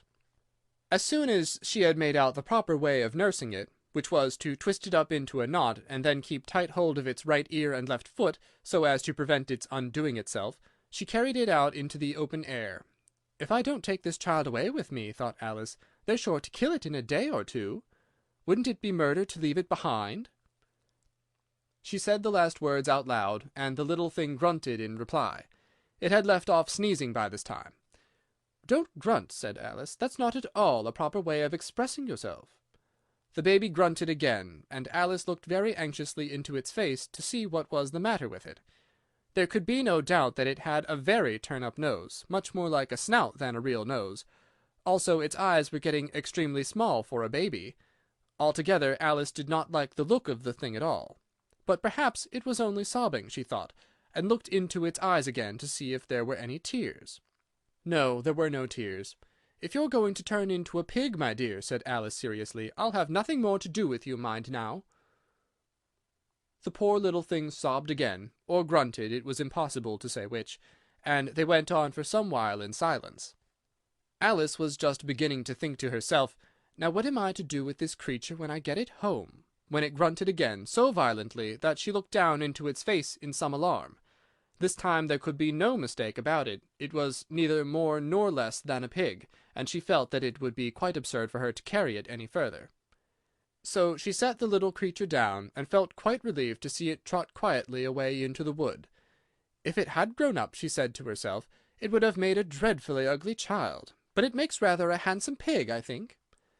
And she began thinking over other children she knew, who might do very well as pigs, and was just saying to herself, if only I knew the right way to change them, when she was a little startled by seeing the Cheshire Cat sitting on a bough of a tree a few yards off. The cat only grinned when it saw Alice. It looked good-natured, she thought, still it had very long claws and a great many teeth, so she felt that it ought to be treated with respect. Cheshire Puss, she began rather timidly, as she did not at all know whether it would like the name. However, it only grinned a little wider. Come, it's pleased so far, thought Alice, and she went on. Would you tell me, please, which way I ought to go from here? That depends a good deal on where you want to go, said the cat. I don't much care where, said Alice. Then it doesn't matter which way you go, said the cat. So long as I get somewhere, Alice added as an explanation. Oh, you're sure to do that, said the cat, if only you walk long enough. Alice felt that this could not be denied, so she tried another question. What sort of people live about here? In that direction, the cat said, waving its right paw round, lives a hatter, and in that direction, waving the other paw, lives a March hare. Visit either you like, they're both mad. But I don't want to go among mad people, Alice remarked. Oh, you can't help that, said the cat. We're all mad here. I'm mad. You're mad. How do you know I'm mad? Said Alice. You must be, said the cat, or you wouldn't have come here. Alice didn't think that proved it at all. However, she went on. And how do you know that you're mad? To begin with, said the cat, a dog's not mad. You grant that? I suppose so, said Alice. Well, then, the cat went on, you see, a dog growls when it's angry, and wags its tail when it's pleased. Now I growl when I'm pleased, and wag my tail when I'm angry. Therefore I'm mad." "I call it purring, not growling," said Alice. "Call it what you like," said the cat. "Do you play croquet with the Queen to-day?" "I should like it very much," said Alice, "but I haven't been invited yet." "You'll see me there," said the cat, and vanished. Alice was not much surprised at this. She was getting so used to queer things happening. While she was looking at the place where it had been, it suddenly appeared again. "By the by, what became of the baby?" said the cat. "I'd nearly forgotten to ask." "It turned into a pig," Alice quietly said, just as if it had come back in a natural way. "I thought it would," said the cat, and vanished again. Alice waited a little, half expecting to see it again, but it did not appear, and after a minute or two she walked on in the direction in which the March Hare was said to live. "I've seen hatters before," she said to herself. "The March Hare will be much the most interesting, and perhaps as this is May it won't be raving mad, at least not so mad as it was in March." As she said this she looked up, and there was the cat again, sitting on the branch of a tree. "Did you say pig or fig?" said the cat. "I said pig," replied Alice, "and I wish you wouldn't keep appearing and vanishing so suddenly. You make one quite giddy." "All right," said the cat, and this time it vanished quite slowly, beginning with the end of the tail, and ending with the grin, which remained some time after the rest of it had gone. "Well, I've often seen a cat without a grin," thought Alice, "but a grin without a cat, it's the most curious thing I ever saw in all my life." She had not gone much farther before she came in sight of the house of the March Hare. She thought it must be the right house, because the chimneys were shaped like ears, and the roof was thatched with fur. It was so large a house that she did not like to go nearer till she had nibbled some more of the left-hand bit of mushroom, and raised herself to about 2 feet high. Even then she walked up towards it rather timidly, saying to herself, "Suppose it should be raving mad after all. I almost wish I'd gone to see the Hatter instead." A Mad Tea Party. There was a table set out under a tree in front of the house, and the March Hare and the Hatter were having tea at it.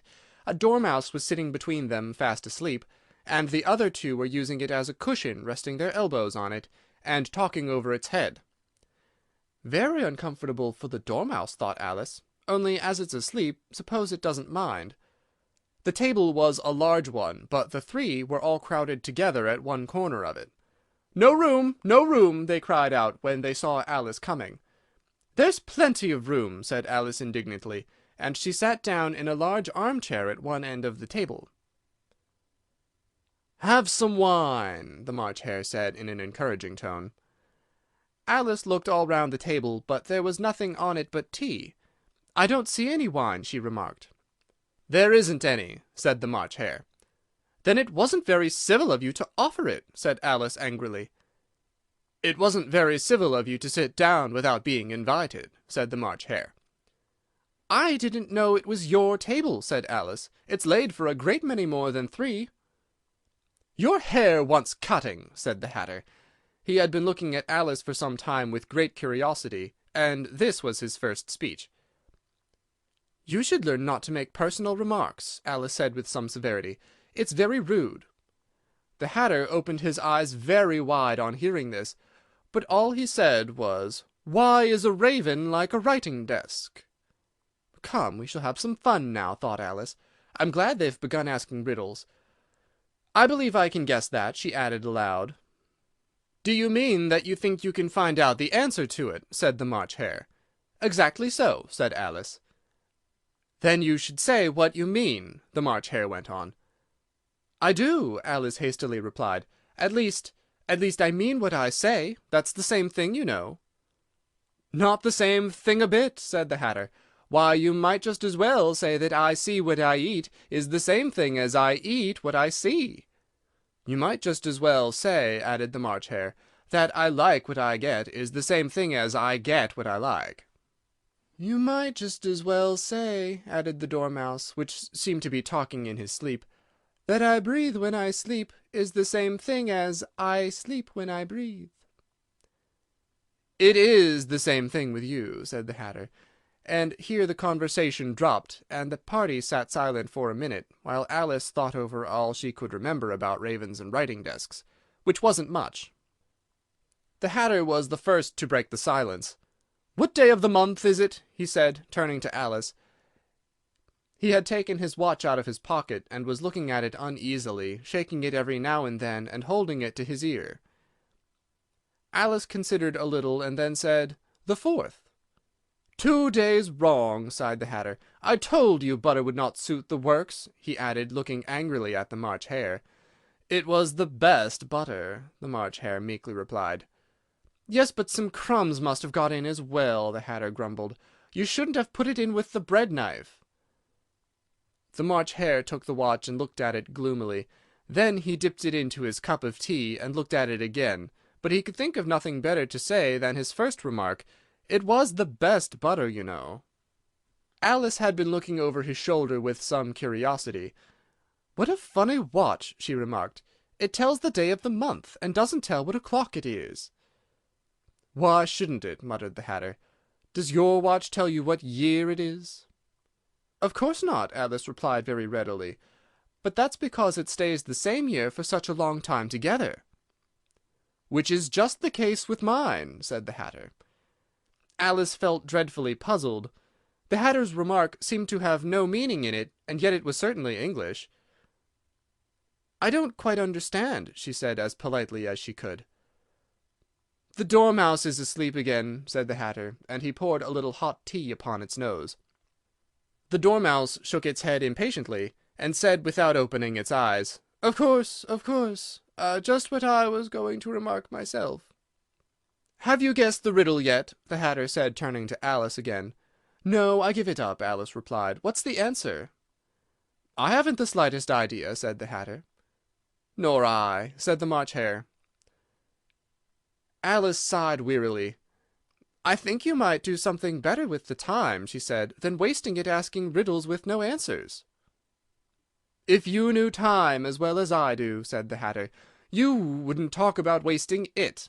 It's him." "I don't know what you mean," said Alice. "Of course you don't," the Hatter said, tossing his head contemptuously. "I dare say you never spoke to time."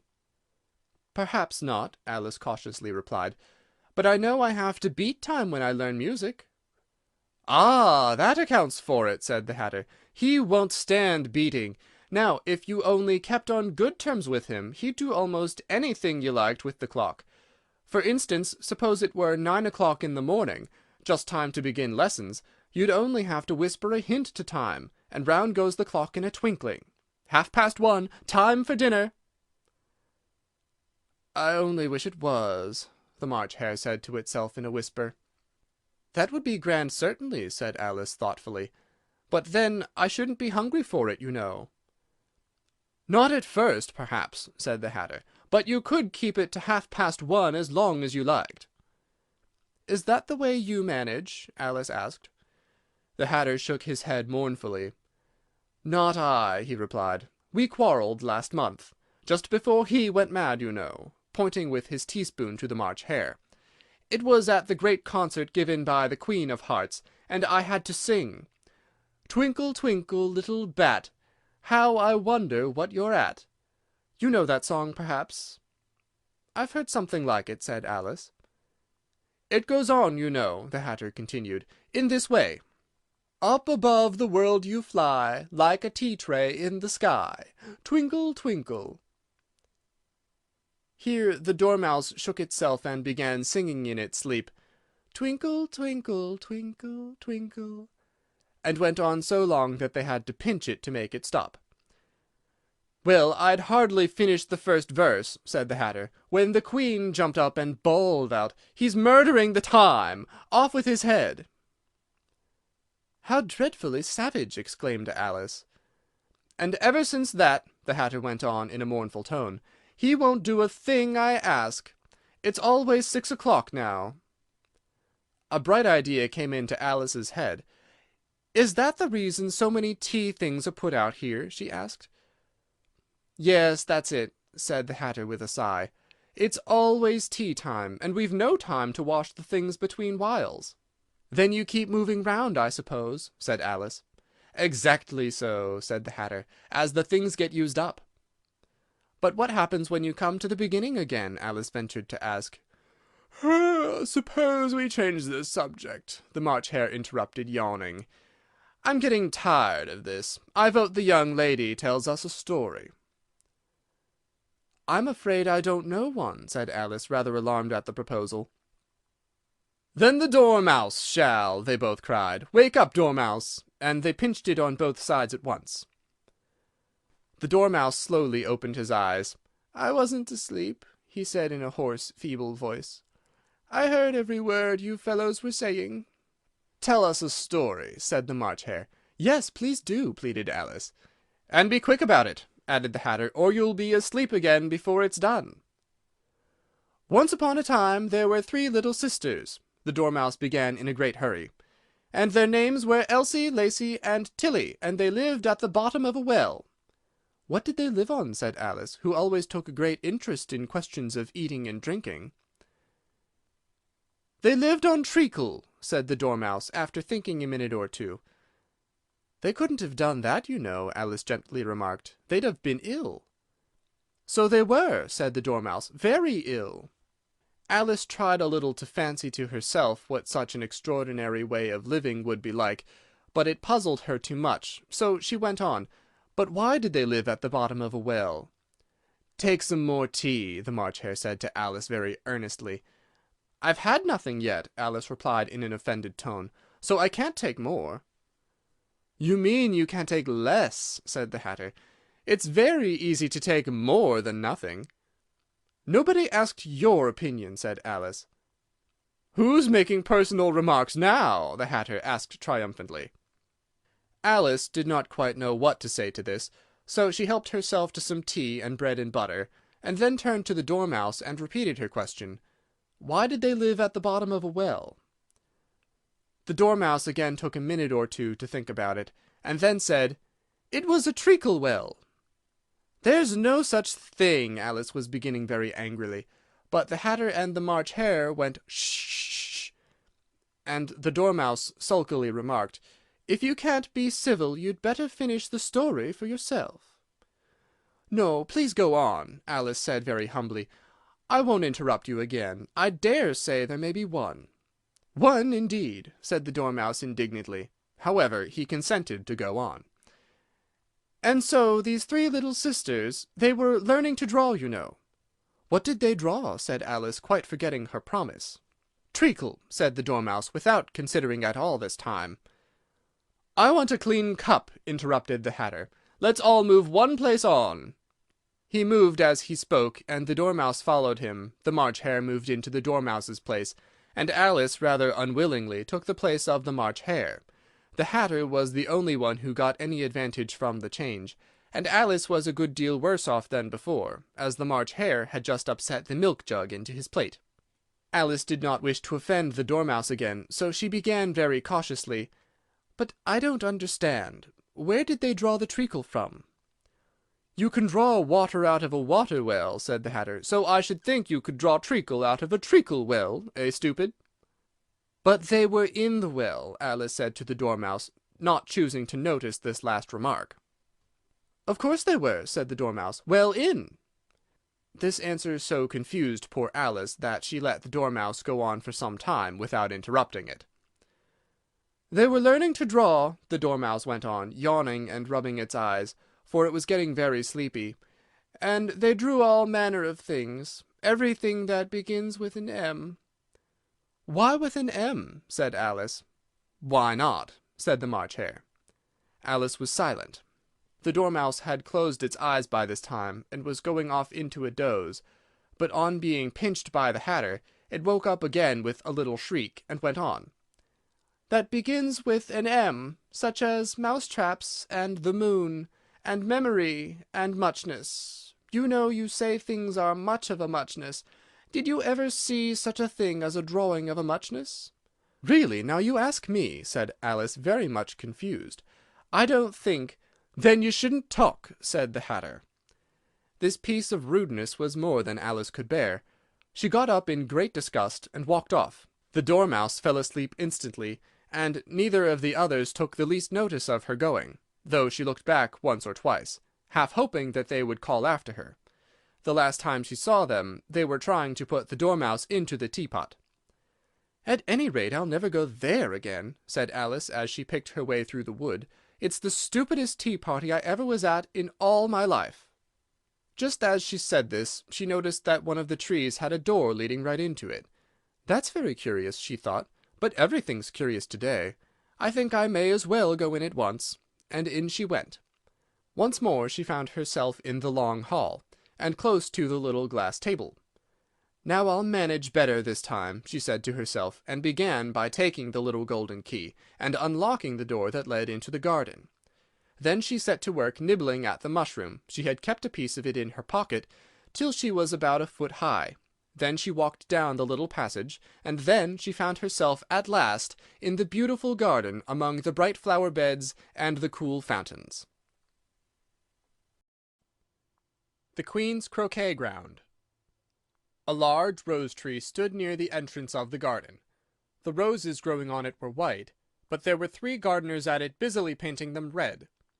Alice thought this a very curious thing, and she went nearer to watch them.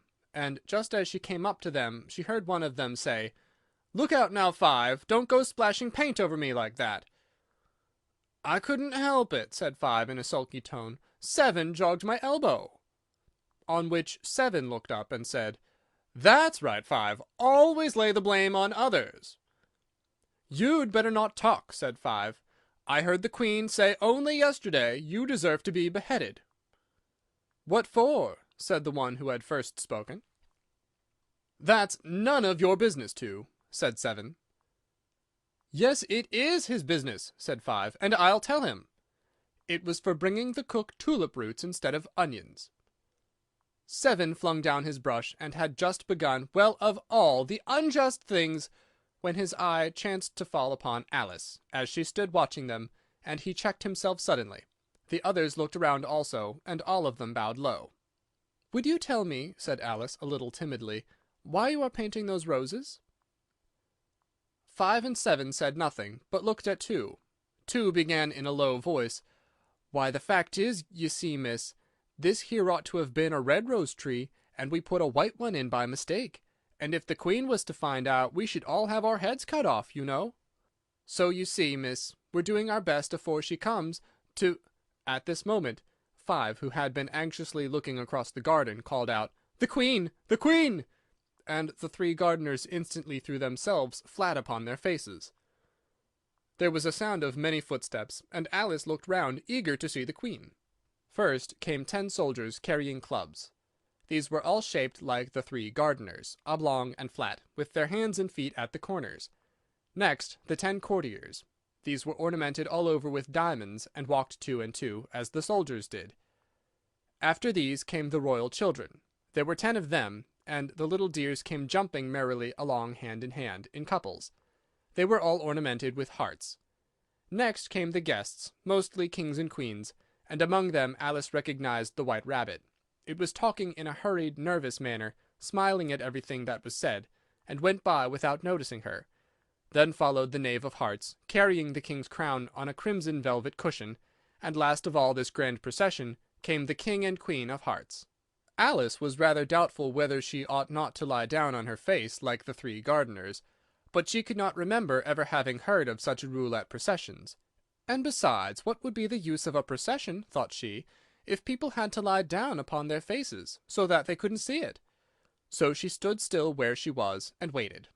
When the procession came opposite to Alice, they all stopped and looked at her, and the Queen said severely, "Who is this?"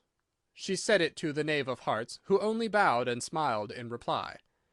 "Idiot!" said the Queen, tossing her head impatiently, and turning to Alice, she went on, "What's your name, child?"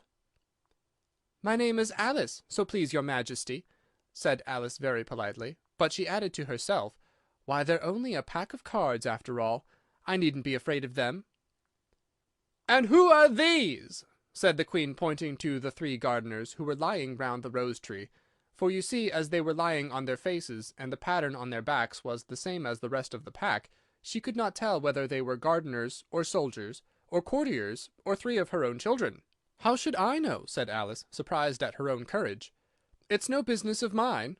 The Queen turned crimson with fury, and after glaring at her for a moment like a wild beast, screamed, "Off with her head! Off!"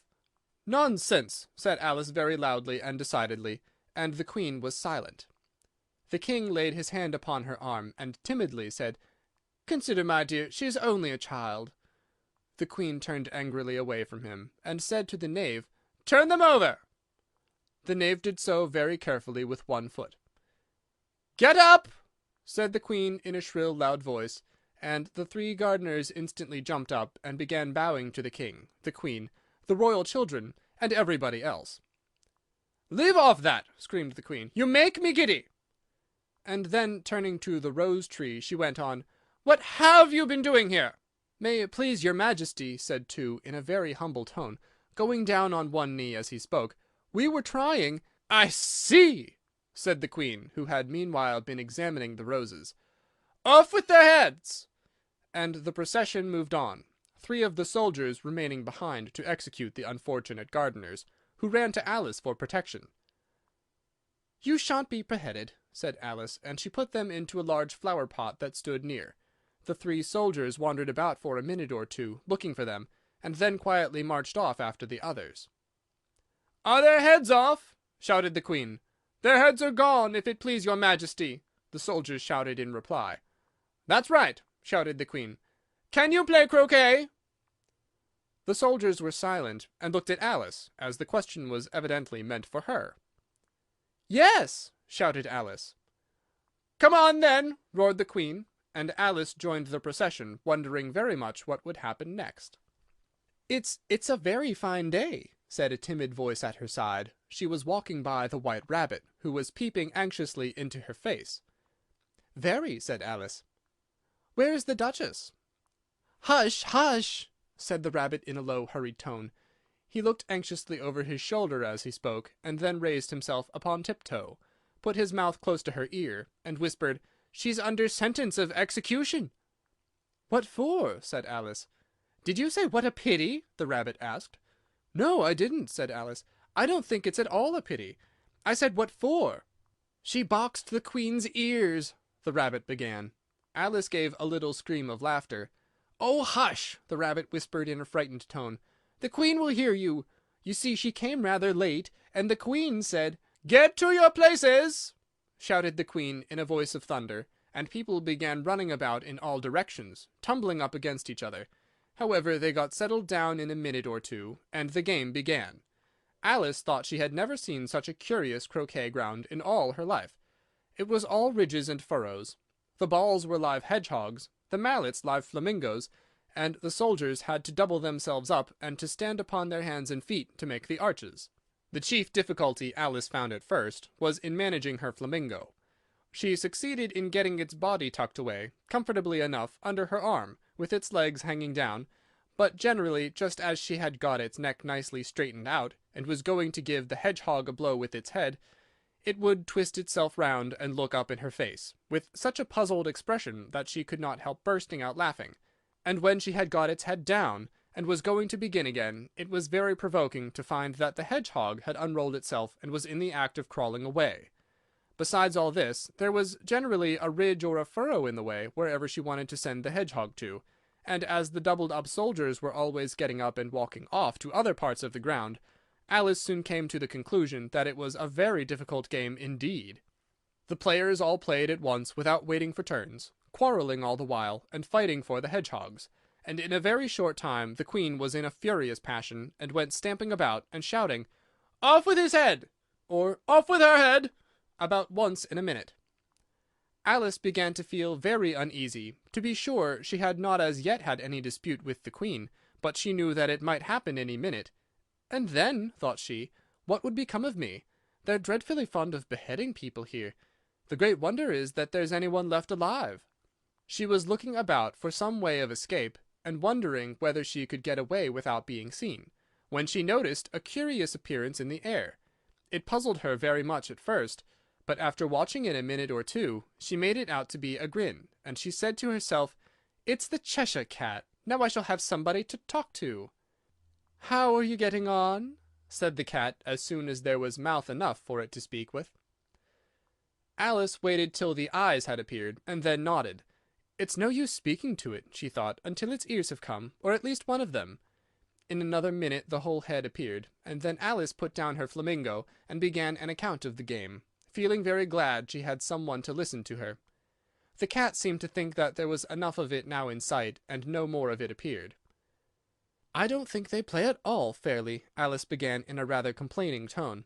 "And they all quarrel so dreadfully one can't hear oneself speak, and they don't seem to have any rules in particular. At least, if there are, nobody attends to them. And you've no idea how confusing it is, all the things being alive. For instance, there's the arch I've got to go through next, walking about at the other end of the ground. And I should have croqueted the Queen's hedgehog just now, only it ran away when it saw mine coming." "How do you like the Queen?" said the cat in a low voice. "Not at all," said Alice. "She's so extremely—" Just then she noticed that the Queen was close behind her listening, so she went on, "likely to win, that it's hardly worth while finishing the game." The Queen smiled and passed on.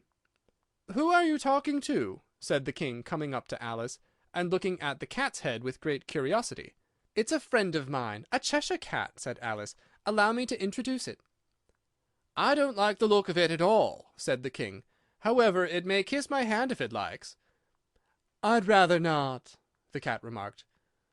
"Don't be impertinent," said the King, "and don't look at me like that." He got behind Alice as he spoke. "A cat may look at a king," said Alice. "I've read that in some book, but I don't remember where." "Well, it must be removed," said the King very decidedly, and he called to the Queen, who was passing at the moment. "My dear, I wish you would have this cat removed." The Queen had only one way of settling all difficulties, great or small. "Off with his head!" she said, without even looking round. "I'll fetch the executioner myself," said the King eagerly, and he hurried off. Alice thought she might as well go back and see how the game was going on, as she heard the Queen's voice in the distance, screaming with passion. She had already heard her sentence 3 of the players to be executed for having missed their turns, and she did not like the look of things at all, as the game was in such confusion that she never knew whether it was her turn or not. So she went in search of her hedgehog. The hedgehog was engaged in a fight with another hedgehog, which seemed to Alice an excellent opportunity for croqueting one of them with the other. The only difficulty was that her flamingo was gone across to the other side of the garden, where Alice could see it trying, in a helpless sort of way, to fly up into one of the trees. By the time she had caught the flamingo and brought it back, the fight was over, and both the hedgehogs were out of sight. "But it doesn't matter much," thought Alice, "as all the arches are gone from this side of the ground." So she tucked it under her arm, that it might not escape again, and went back for a little more conversation with her friend. When she got back to the Cheshire Cat, she was surprised to find quite a large crowd collected round it. There was a dispute going on between the executioner, the King, and the Queen, who were all talking at once, while all the rest were quite silent, and looked very uncomfortable. The moment Alice appeared, she was appealed to by all 3 to settle the question, and they repeated their arguments to her, though, as they all spoke at once, she found it very hard indeed to make out exactly what they said. The executioner's argument was, that you couldn't cut off a head unless there was a body to cut it off from, that he had never had to do such a thing before, and he wasn't going to begin at his time of life. The King's argument was, that anything that had a head could be beheaded, and that you weren't to talk nonsense. The Queen's argument was, that if something wasn't done about it in less than no time, she'd have everybody executed all round. It was this last remark that had made the whole party look so grave and anxious. Alice could think of nothing else to say but, "It belongs to the Duchess. You'd better ask her about it." "She's in prison," the Queen said to the executioner. "Fetch her here." And the executioner went off like an arrow. The cat's head began fading away the moment he was gone, and by the time he had come back with the Duchess, it had entirely disappeared. So the King and the executioner ran wildly up and down looking for it, while the rest of the party went back to the game. The Mock Turtle's Story. "You can't think how glad I am to see you again, you dear old thing," said the Duchess, as she tucked her arm affectionately into Alice's, and they walked off together. Alice was very glad to find her in such a pleasant temper, and thought to herself that perhaps it was only the pepper that had made her so savage when they met in the kitchen. "When I'm a duchess," she said to herself, not in a very hopeful tone, though, "I won't have any pepper in my kitchen at all. Soup does very well without.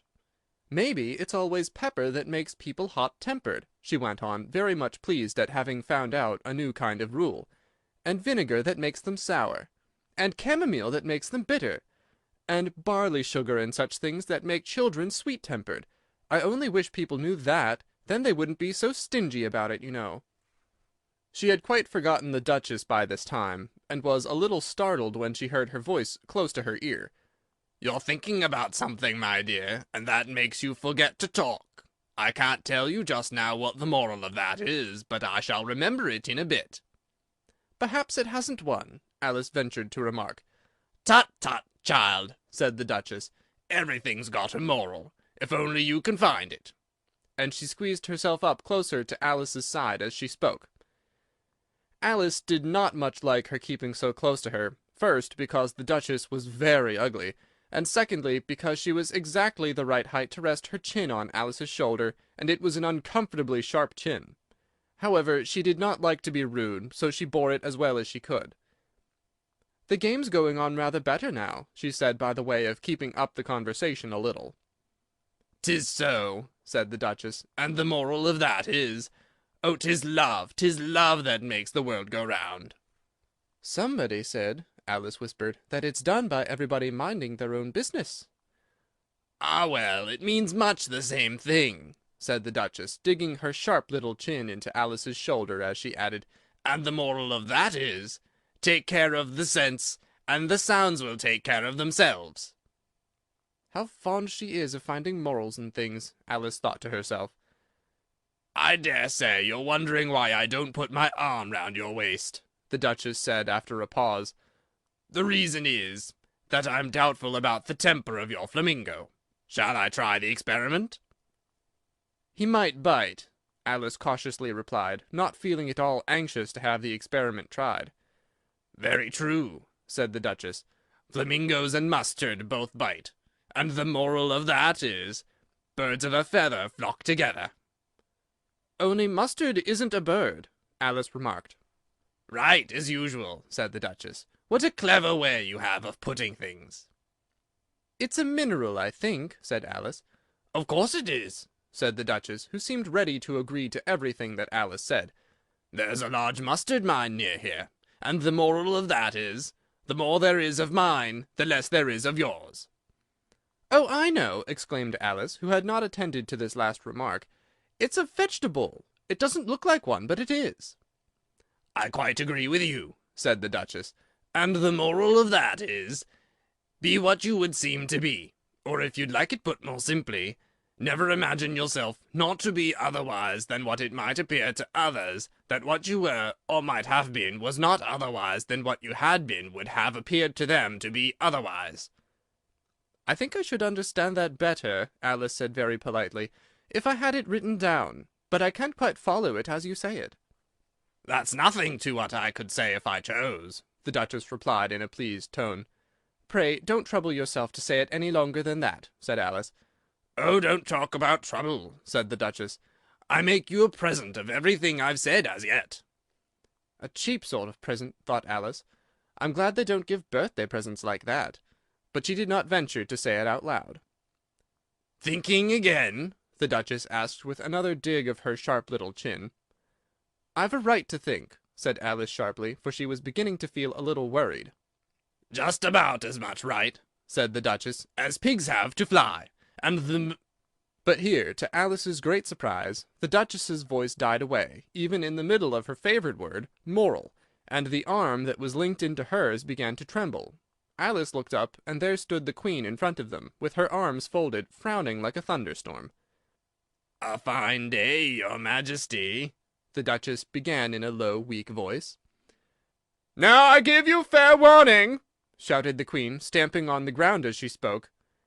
"Either you or your head must be off, and that in about half no time. Take your choice." The Duchess took her choice, and was gone in a moment. "Let's go on with the game," the Queen said to Alice, and Alice was too much frightened to say a word, but slowly followed her back to the croquet ground. The other guests had taken advantage of the Queen's absence, and were resting in the shade. However, the moment they saw her, they hurried back to the game, the Queen merely remarking that a moment's delay would cost them their lives. All the time they were playing, the Queen never left off quarrelling with the other players, and shouting, "Off with his head!" or "Off with her head!" Those whom she sentenced were taken into custody by the soldiers, who of course had to leave off being arches to do this, so that by the end of half an hour or so there were no arches left, and all the players, except the King, the Queen, and Alice, were in custody and under sentence of execution. Then the Queen left off, quite out of breath, and said to Alice, "Have you seen the Mock Turtle yet?" "No," said Alice, "I don't even know what a Mock Turtle is." "It's the thing Mock Turtle soup is made from," said the Queen. "I never saw one, or heard of one," said Alice. "Come on, then," said the Queen, "and he shall tell you his history." As they walked off together, Alice heard the King say in a low voice to the company generally, "You're all pardoned." "Come, that's a good thing," she said to herself, for she had felt quite unhappy at the number of executions the Queen had ordered. They very soon came upon a griffin lying fast asleep in the sun. If you don't know what a griffin is, look at the picture. "Up, lazy thing!" said the Queen, "and take this young lady to see the Mock Turtle, and to hear his history. I must go back and see after some executions I have ordered." And she walked off, leaving Alice alone with the griffin. Alice did not quite like the look of the creature, but on the whole she thought it would be quite as safe to stay with it as to go after that savage Queen. So she waited. The griffin sat up and rubbed its eyes. Then it watched the Queen till she was out of sight. Then it chuckled. "What fun!" said the griffin, half to itself, half to Alice. "What is the fun?" said Alice. "Why, she," said the griffin. "It's all her fancy, that. They never executes nobody, you know. Come on." "Everybody says come on here," thought Alice, as she went slowly after it. "I never was so ordered about in my life. Never." They had not gone so far before they saw the Mock Turtle in the distance, sitting sad and lonely on a little ledge of a rock, and as they came nearer, Alice could hear him sighing as if his heart would break. She pitied him deeply. "What is his sorrow?" she asked the griffin, and the griffin answered very nearly in the same words as before. "It's all his fancy, that. He hasn't got no sorrow, you know. Come on." So they went up to the Mock Turtle, who looked at them with large eyes full of tears, but said nothing. "This here young lady," said the griffin, "she wants to know your history, she do."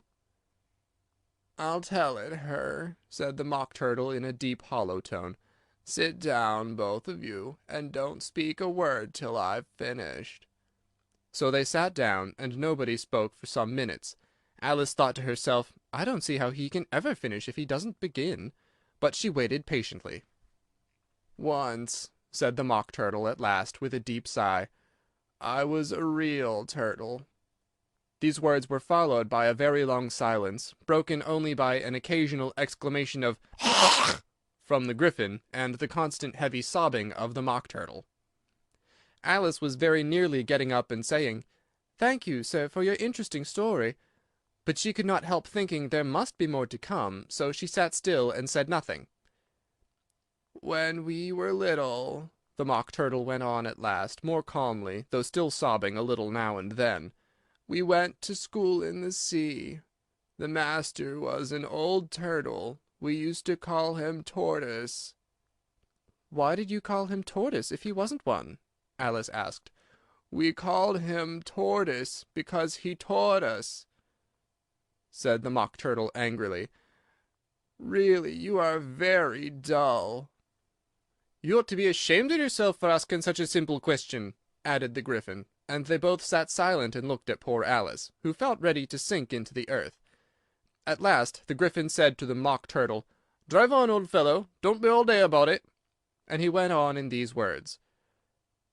"Yes, we went to school in the sea, though you mayn't believe it." "I never said I didn't," interrupted Alice. "You did," said the Mock Turtle. "Hold your tongue," added the griffin, before Alice could speak again. The Mock Turtle went on. "We had the best of educations. In fact, we went to school every day." "I've been to a day school, too," said Alice. "You needn't be so proud as all that." "With extras?" asked the Mock Turtle a little anxiously. "Yes," said Alice. "We learned French and music." "And washing?" said the Mock Turtle. "Certainly not," said Alice indignantly. "Ah, then yours wasn't a really good school," said the Mock Turtle in a tone of relief. "Now at ours they had at the end of the bill French, music, and washing extra." "You couldn't have wanted it much," said Alice, "living at the bottom of the sea." "I couldn't afford to learn it," said the Mock Turtle with a sigh. "I only took the regular course." "What was that?" inquired Alice. "Reeling and writhing, of course, to begin with," the Mock Turtle replied, "and then the different branches of arithmetic, ambition, distraction, uglification, and derision." "I never heard of uglification," Alice ventured to say. "What is it?" The Gryphon lifted up both its paws in surprise. "Never heard of uglifying!" it exclaimed. "You know what to beautify is, I suppose?" "Yes," said Alice doubtfully. "It means to make anything prettier." "Well, then," the Gryphon went on, "if you don't know what to uglify is, you're a simpleton." Alice did not feel encouraged to ask any more questions about it, so she turned to the Mock Turtle and said, "What else had you to learn?" "Well, there was mystery," the Mock Turtle replied, counting off the subjects on his flappers.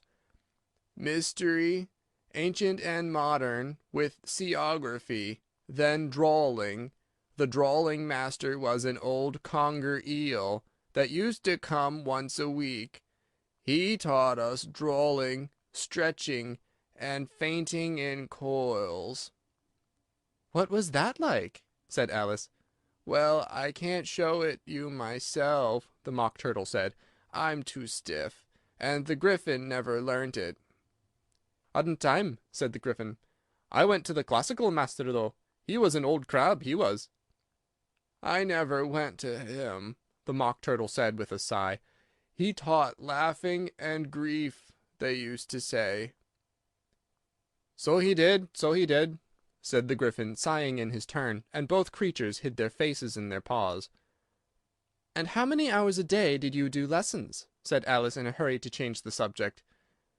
10 hours the first day," said the Mock Turtle, 9 the next, and so on. "What a curious plan!" exclaimed Alice. "That's the reason they're called lessons," the Gryphon remarked, "because they lessen from day to day."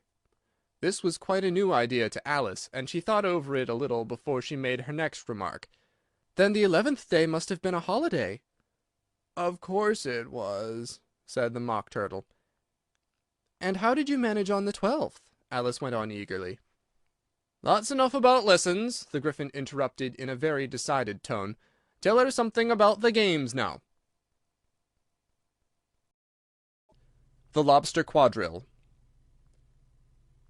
The Mock Turtle sighed deeply, and drew the back of one flapper across his eye.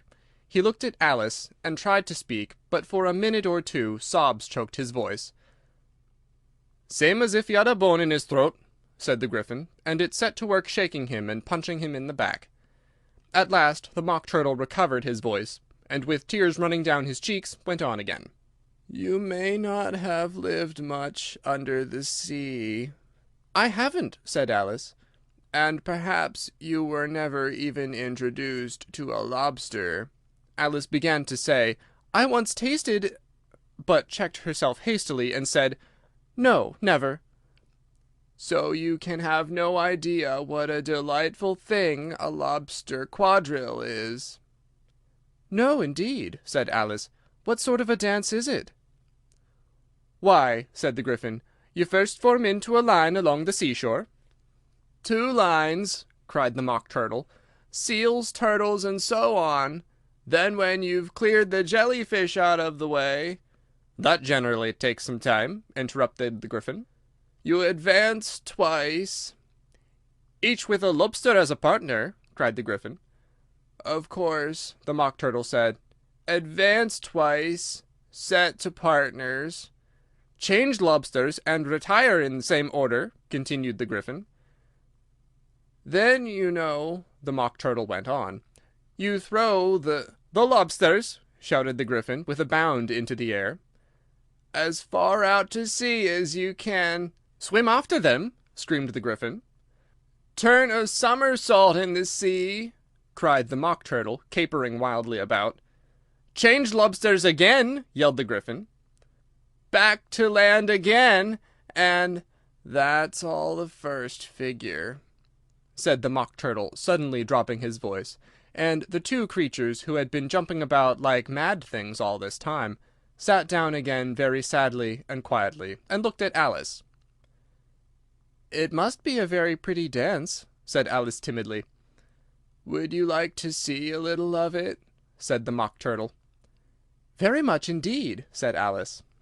"Come, let's try the first figure," said the Mock Turtle to the Gryphon. "We can do it without lobsters, you know. Which shall sing?" "Oh, you sing," said the Gryphon. "I've forgotten the words."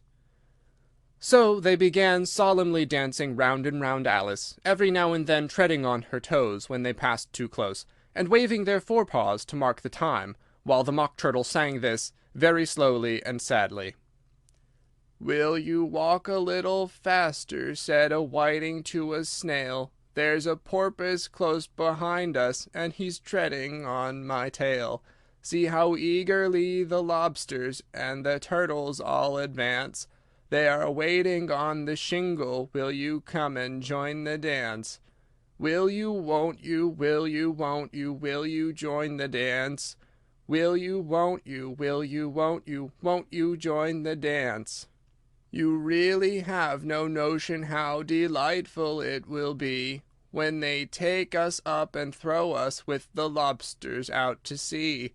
But the snail replied, too far, and gave a look askance. Said he thanked the whiting kindly, but he would not join the dance. Would not, could not, would not, could not, would not join the dance. Would not, could not, would not, could not join the dance. "What matters it how far we go?" his scaly friend replied. "There is another shore, you know, upon the other side. The further off from England the nearer is to France. Then turn not pale, beloved snail, but come and join the dance. Will you, won't you, will you, won't you join the dance? Will you, won't you, won't you join the dance?" "Thank you. It's a very interesting dance to watch," said Alice, feeling very glad it was over at last. "And I do so like that curious song about the whiting." "Oh, as to the whiting," said the Mock Turtle, "you've seen them, of course." "Yes," said Alice, "I've often seen them at She checked herself hastily. "I don't know where Din may be," said the Mock Turtle, "but if you've seen them so often, of course you know what they are like." "I believe so," Alice replied thoughtfully. "They have their tails in their mouths, and they're all over crumbs." "You're wrong about the crumbs," said the Mock Turtle. "Crumbs would all wash off in the sea. But they have their tails in their mouths. And the reason is—" Here the Mock Turtle yawned and shut his eyes. "Tell her about the reason and all that," he said to the Gryphon. "The reason is," said the Gryphon, "that they would go with the lobsters to the dance, so they got thrown out to sea. So they had to fall a long way. So they got their tails fast in their mouths, so they couldn't get them out again. That's all." "Thank you," said Alice. "It's very interesting. I never knew so much about a whiting before." "I can tell you more than that if you like," said the Gryphon. "Do you know why it's called a whiting?" "I never thought about it," said Alice. "Why?" "It does the boots and shoes," the Gryphon replied very solemnly. Alice was thoroughly puzzled. "Does the boots and shoes," she repeated in a wondering tone. "Why, what are your shoes done with?" said the Gryphon. "I mean, what makes them so shiny?" Alice looked down at them, and considered a little before she gave her answer. "They're done with blacking, I believe." "Boots and shoes under the sea," the Gryphon went on in a deep voice, "are done with whiting. Now you know." "And what are they made of?" Alice asked in a tone of great curiosity. "Soles and eels, of course," the Gryphon replied rather impatiently. "Any shrimp could have told you that." "If I'd been the whiting," said Alice, whose thoughts were still running on the song, "I'd have said to the porpoise, 'Keep back, please. We don't want you with us.'" "They were obliged to have him with them," the Mock Turtle said. "No wise fish would go anywhere without a porpoise." "Wouldn't it really?" said Alice in a tone of great surprise. "Of course not," said the Mock Turtle.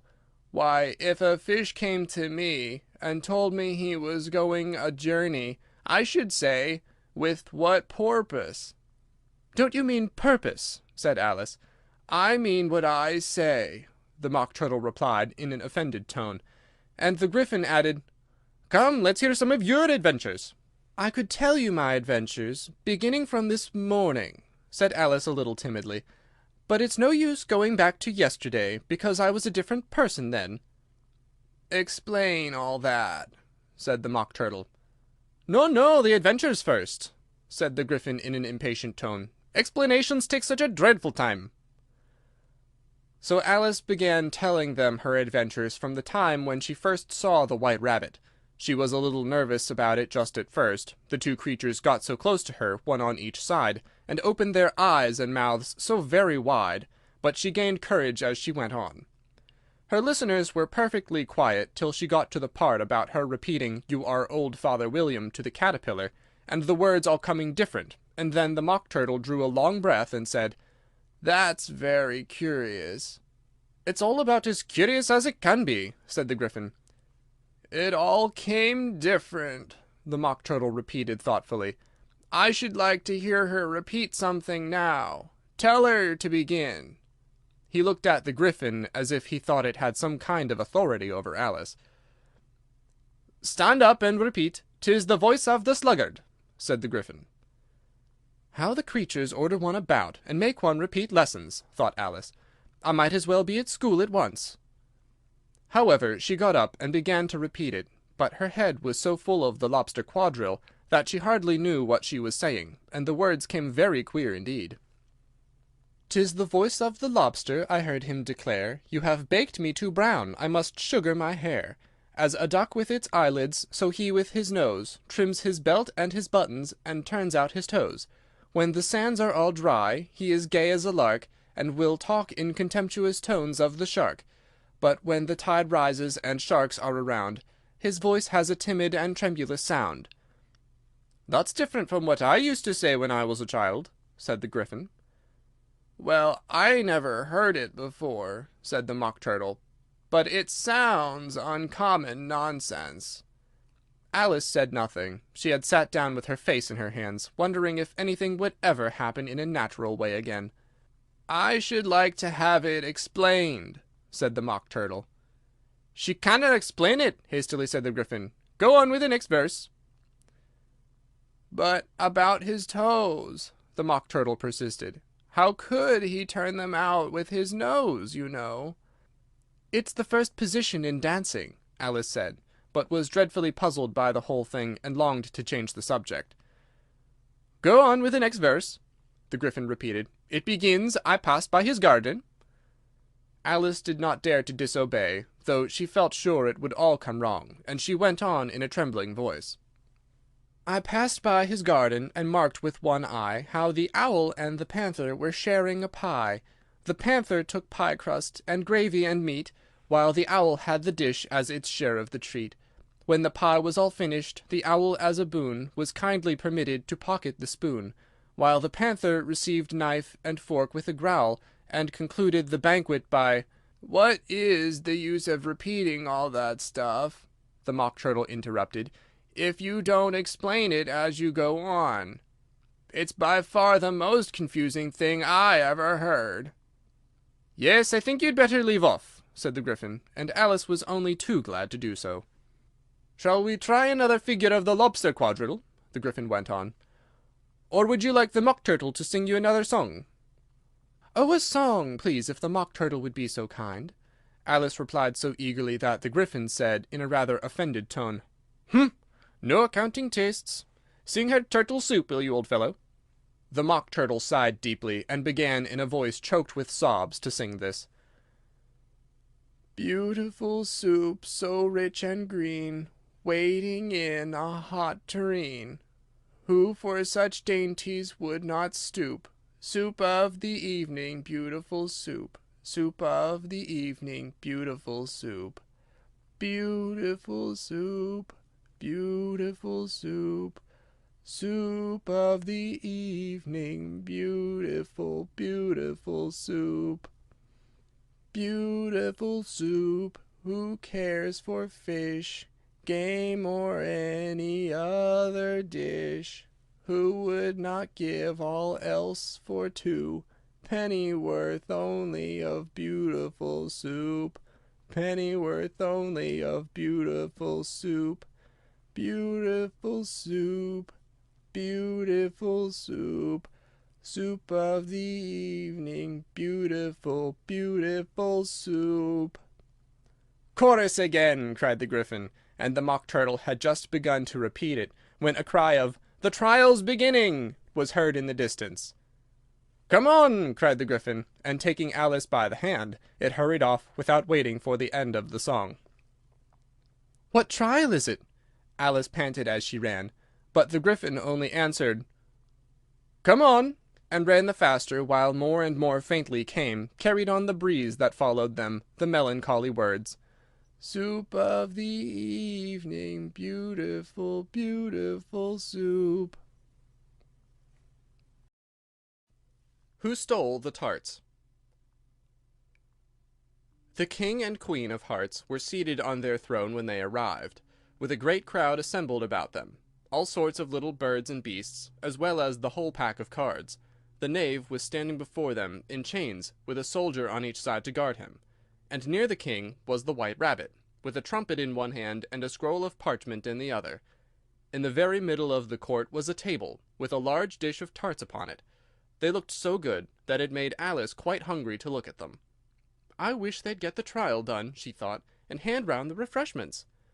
But there seemed to be no chance of this, so she began looking about her to pass away the time. Alice had never been in a court of justice before, but she had read about them in books, and she was quite pleased to find that she knew the name of nearly everything there. "That's the judge," she said to herself, "because of his great wig." The judge, by the way, was the king, and as he wore his crown over the wig, he did not look at all comfortable, and it was certainly not becoming. "And that's the jury box," thought Alice. "And those 12 creatures," she was obliged to say creatures, you see, because some of them were animals and some were birds. "I suppose they are the jurors." She said this last word 2 or 3 times over to herself, being rather proud of it, for she thought, and rightly too, that very few little girls of her age knew the meaning of it at all. However, jurymen would have done just as well. The 12 jurors were all writing very busily on slates. "What are they all doing?" Alice whispered to the Gryphon. "They can't have anything to put down yet, before the trial's begun." "They're putting down their names," the Gryphon whispered in reply, "for fear they should forget them before the end of the trial." "Stupid things!" Alice began in a loud, indignant voice, but she stopped hastily, for the White Rabbit cried out, "Silence in the court!" and the king put on his spectacles and looked anxiously round to see who was talking. Alice could see, as well as if she were looking over their shoulders, that all the jurors were writing down "stupid things" on their slates, and she could even make out that one of them didn't know how to spell stupid, and that he had to ask his neighbor to tell him. "A nice muddle their slates will be in before the trial's over," thought Alice. One of the jurors had a pencil that squeaked. This, of course, Alice could not stand, and she went round the court and got behind him, and very soon found an opportunity of taking it away. She did it so quickly that the poor little juror, it was Bill the Lizard, could not make out at all what had become of it. So, after hunting all about for it, he was obliged to write with one finger for the rest of the day, and this was of very little use, as it left no mark on the slate. "Harold, read the accusation," said the king. On this the White Rabbit blew 3 blasts on the trumpet, and then unrolled the parchment scroll and read as follows: The Queen of Hearts, she made some tarts all on a summer day. The Knave of Hearts, he stole those tarts, and took them quite away. "Consider your verdict," the king said to the jury. "No, not yet, not yet," the rabbit hastily interrupted. "There's a great deal to come before that." "Call the witness," said the king, and the rabbit blew 3 blasts on the trumpet, and called out, "First witness!" The first witness was the Hatter. He came in with a teacup in one hand, and a piece of bread and butter in the other. "I beg your pardon, your Majesty," he began, "for bringing these in, but I hadn't quite finished my tea when I was sent for." "You ought to have finished," said the king. "When did you begin?" The Hatter looked at the March Hare, who had followed him into the court, arm in arm with the Dormouse. 14th of March, I think it was," he said. 15th, said the March Hare. 16th, said the Dormouse. "Write that down," the king said to the jury, and the jury eagerly wrote down all 3 dates on their slates, and then added them up, and reduced the answer to shillings and pence. "Take off your hat," the king said to the Hatter.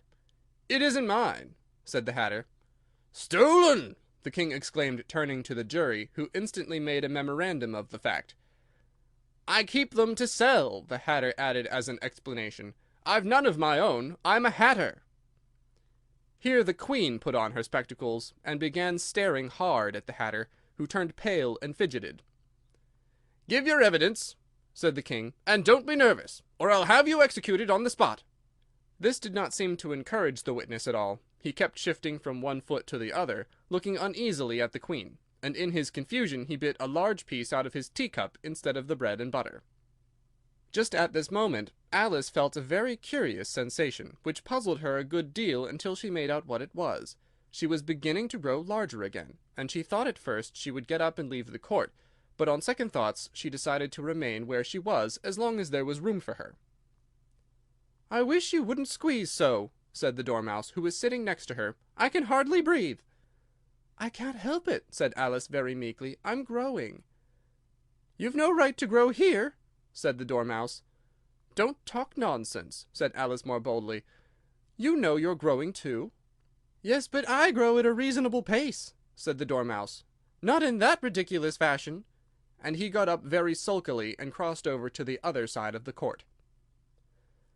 All this time the Queen had never left off staring at the Hatter, and just as the Dormouse crossed the court, she said to one of the officers of the court, "Bring me the list of the singers in the last concert," on which the wretched Hatter trembled so that he shook off both of his shoes. "Give your evidence," the king repeated angrily, "or I'll have you executed, whether you're nervous or not." "I'm a poor man, your Majesty," the Hatter began in a trembling voice, "and I hadn't begun my tea, not above a week or so, and what with the bread and butter getting so thin, and the twinkling of the tea—" "The twinkling of the what?" said the king. "It began with the tea," the Hatter replied.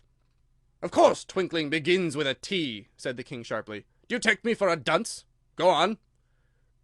"I'm a poor man," the Hatter went on, "and most things twinkled after that, only the March Hare said—" "I didn't," the March Hare interrupted in a great hurry. "You did," said the Hatter. "I deny it," said the March Hare. "He denies it," said the king. "Leave out that part." "Well, at any rate, the Dormouse said—" the Hatter went on, looking anxiously round to see if he would deny it too, but the Dormouse denied nothing, being fast asleep. "After that," continued the Hatter, "I cut some more bread and butter." "But what did the Dormouse say?" one of the jury asked. "That I can't remember," said the Hatter. "You must remember," remarked the king, "or I'll have you executed." The miserable Hatter dropped his teacup and bread and butter, and went down on one knee. "I'm a poor man, your Majesty," he began. "You're a very poor speaker," said the king. Here one of the guinea pigs cheered, and was immediately suppressed by the officers of the court. As that is rather a hard word, I will just explain to you how it was done. They had a large canvas bag, which tied up at the mouth with strings. Into this they slipped the guinea pig head first, and then sat upon it. "I'm glad I've seen that done," thought Alice. "I've so often read in the newspapers at the end of trials there was some attempt at applause, which was immediately suppressed by the officers of the court, and I never understood what it meant till now." "If that's all you know about it, you may stand down," continued the king. "I can't go no lower," said the Hatter. "I'm on the floor as it is." "Then you may sit down," the king replied. Here the other guinea pig cheered, and was suppressed.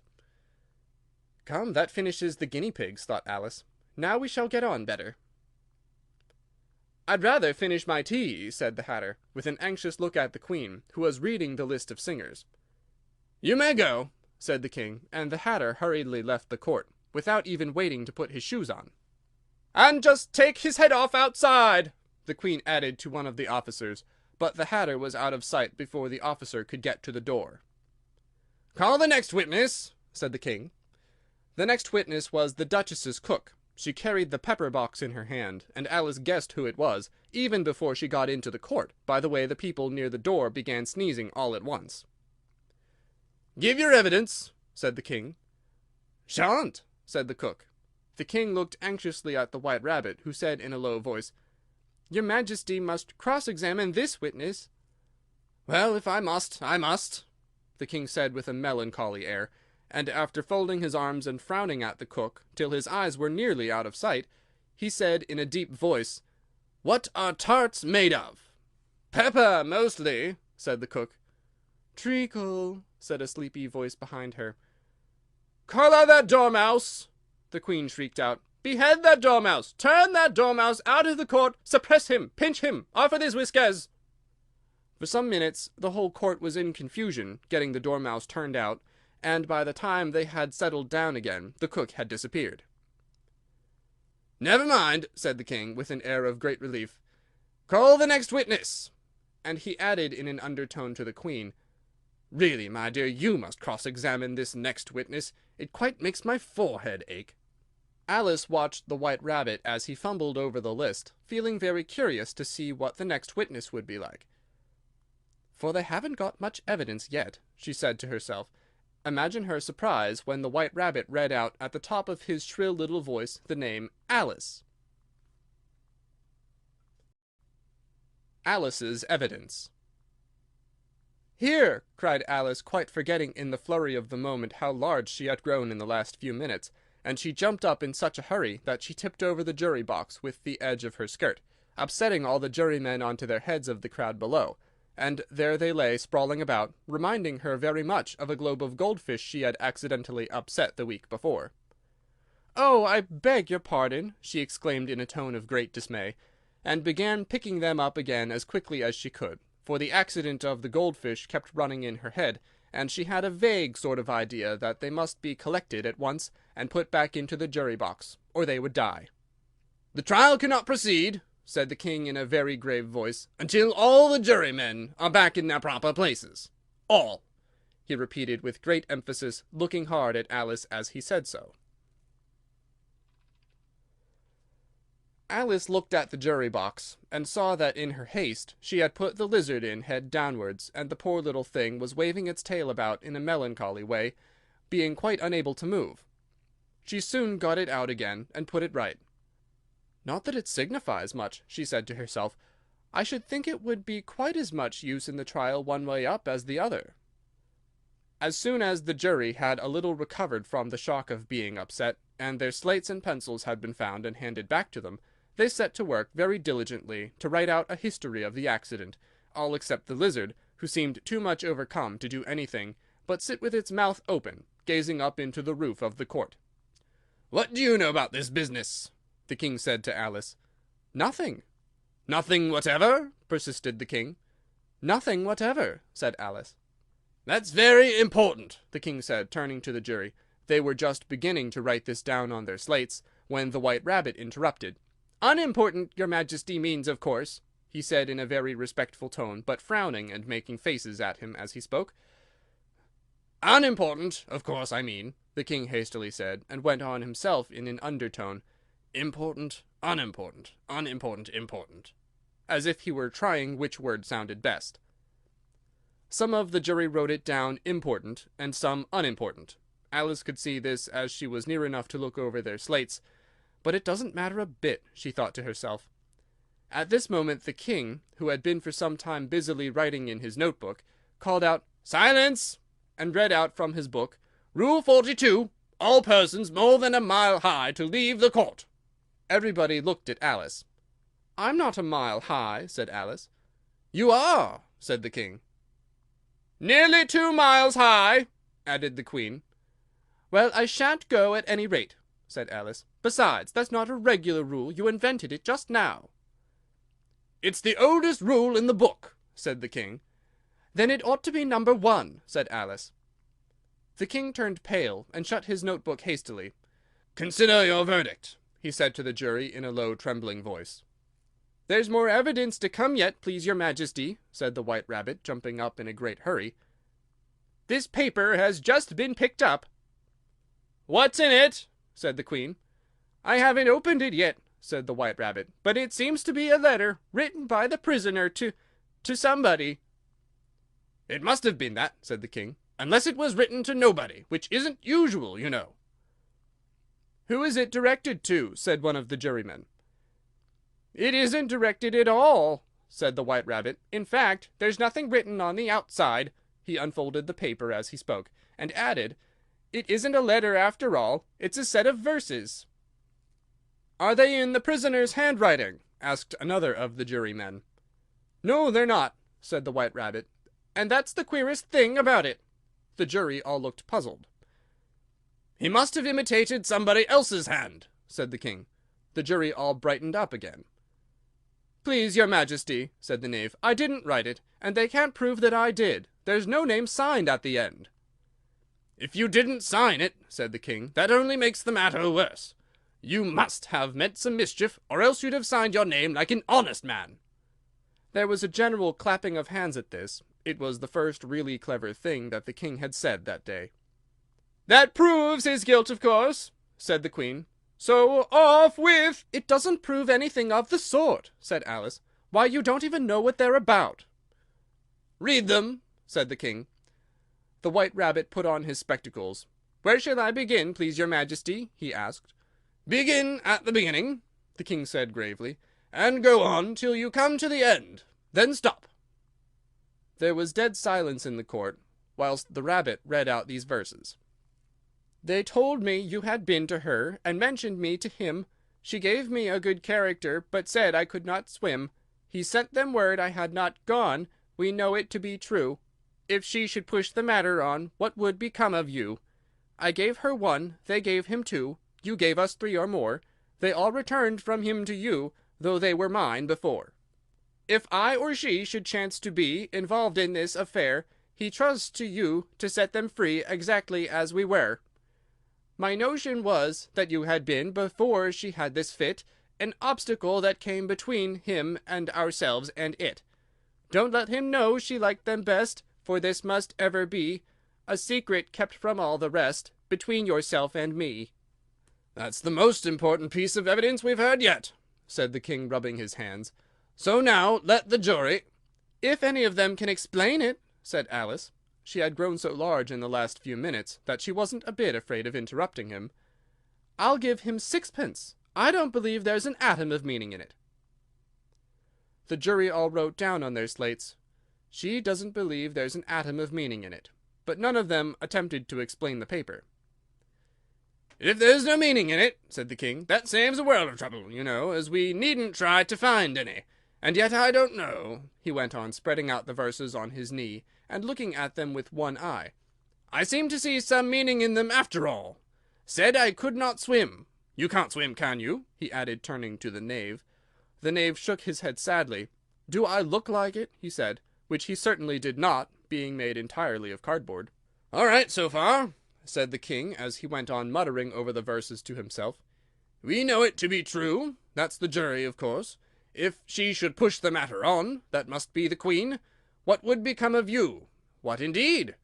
I gave her 1, they gave him 2. Why, that must be what he did with the tart, you know."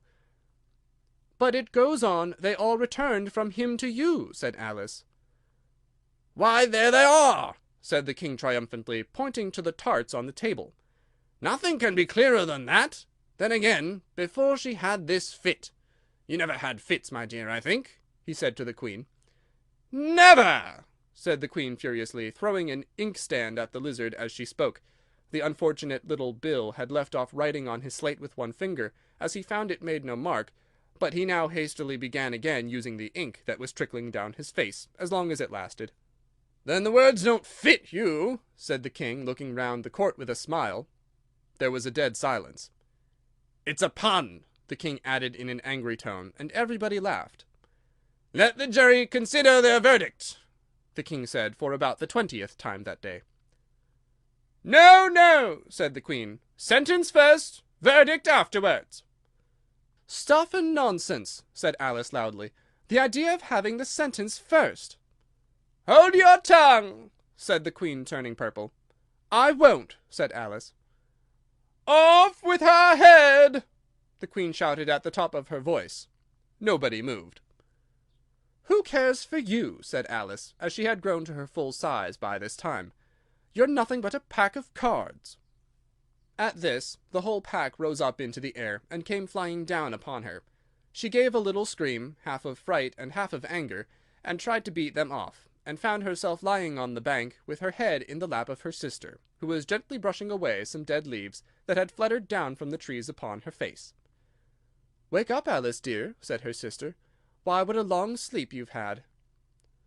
"Oh, I've had such a curious dream," said Alice, and she told her sister, as well as she could remember them, all these strange adventures of hers that you have just been reading about, and when she had finished, her sister kissed her, and said, "It was a curious dream, dear, certainly, but now run in to your tea, it's getting late." So Alice got up and ran off, thinking while she ran, as well as she might, what a wonderful dream it had been. But her sister sat still just as she had left her, leaning her head, watching the setting sun, and thinking of little Alice and all her wonderful adventures, till she too began dreaming after a fashion, and this was her dream. First she dreamed of little Alice herself, and once again the tiny hands were clasped upon her knee, and the bright eager eyes were looking up into hers. She could hear the very tones of her voice, and see that queer little toss of her head to keep back the wandering hair that would always get into her eyes. And still as she listened, or seemed to listen, the whole place around her became alive with the strange creatures of her little sister's dream. The long grass rustled at her feet, as the white rabbit hurried by. The frightened mouse splashed his way through the neighboring pool. She could hear the rattle of the teacups as the March Hare and his friends shared their never-ending meal, and the shrill voice of the queen ordering off her unfortunate guests to execution. Once more the pig baby was sneezing on the duchess's knee, while plates and dishes crashed around it. Once more the shriek of the griffin, the squeaking of the lizard's slate pencil, and the choking of the suppressed guinea pigs filled the air, mixed up with the distant sobs of the miserable mock turtle. So she sat on with closed eyes, and half believed herself in Wonderland, though she knew she had but to open them again, and all would change to dull reality. The grass would be only rustling in the wind, and the pool rippling to the waves of the reeds. The rattling teacups would change to the tinkling sheep bells, and the queen's shrill cries to the voice of the shepherd boy, and the sneeze of the baby, the shriek of the griffin, and all the other queer noises would change, she knew, to the confused clamor of the busy farmyard, while the lowing of cattle in the distance would take the place of the mock turtle's heavy sobs. Lastly, she pictured to herself how this same little sister of hers would, in the after-time, be herself a grown woman, and how she would keep through all her riper years the simple and loving heart of her childhood, and how she would gather about her other little children, and make their eyes bright and eager with many a strange tale, perhaps even with the dream of Wonderland of long ago, and how she would feel with all their simple sorrows, and find a pleasure in all their simple joys, remembering her own child life and the happy summer days. End of Alice's Adventures in Wonderland, by Lewis Carroll.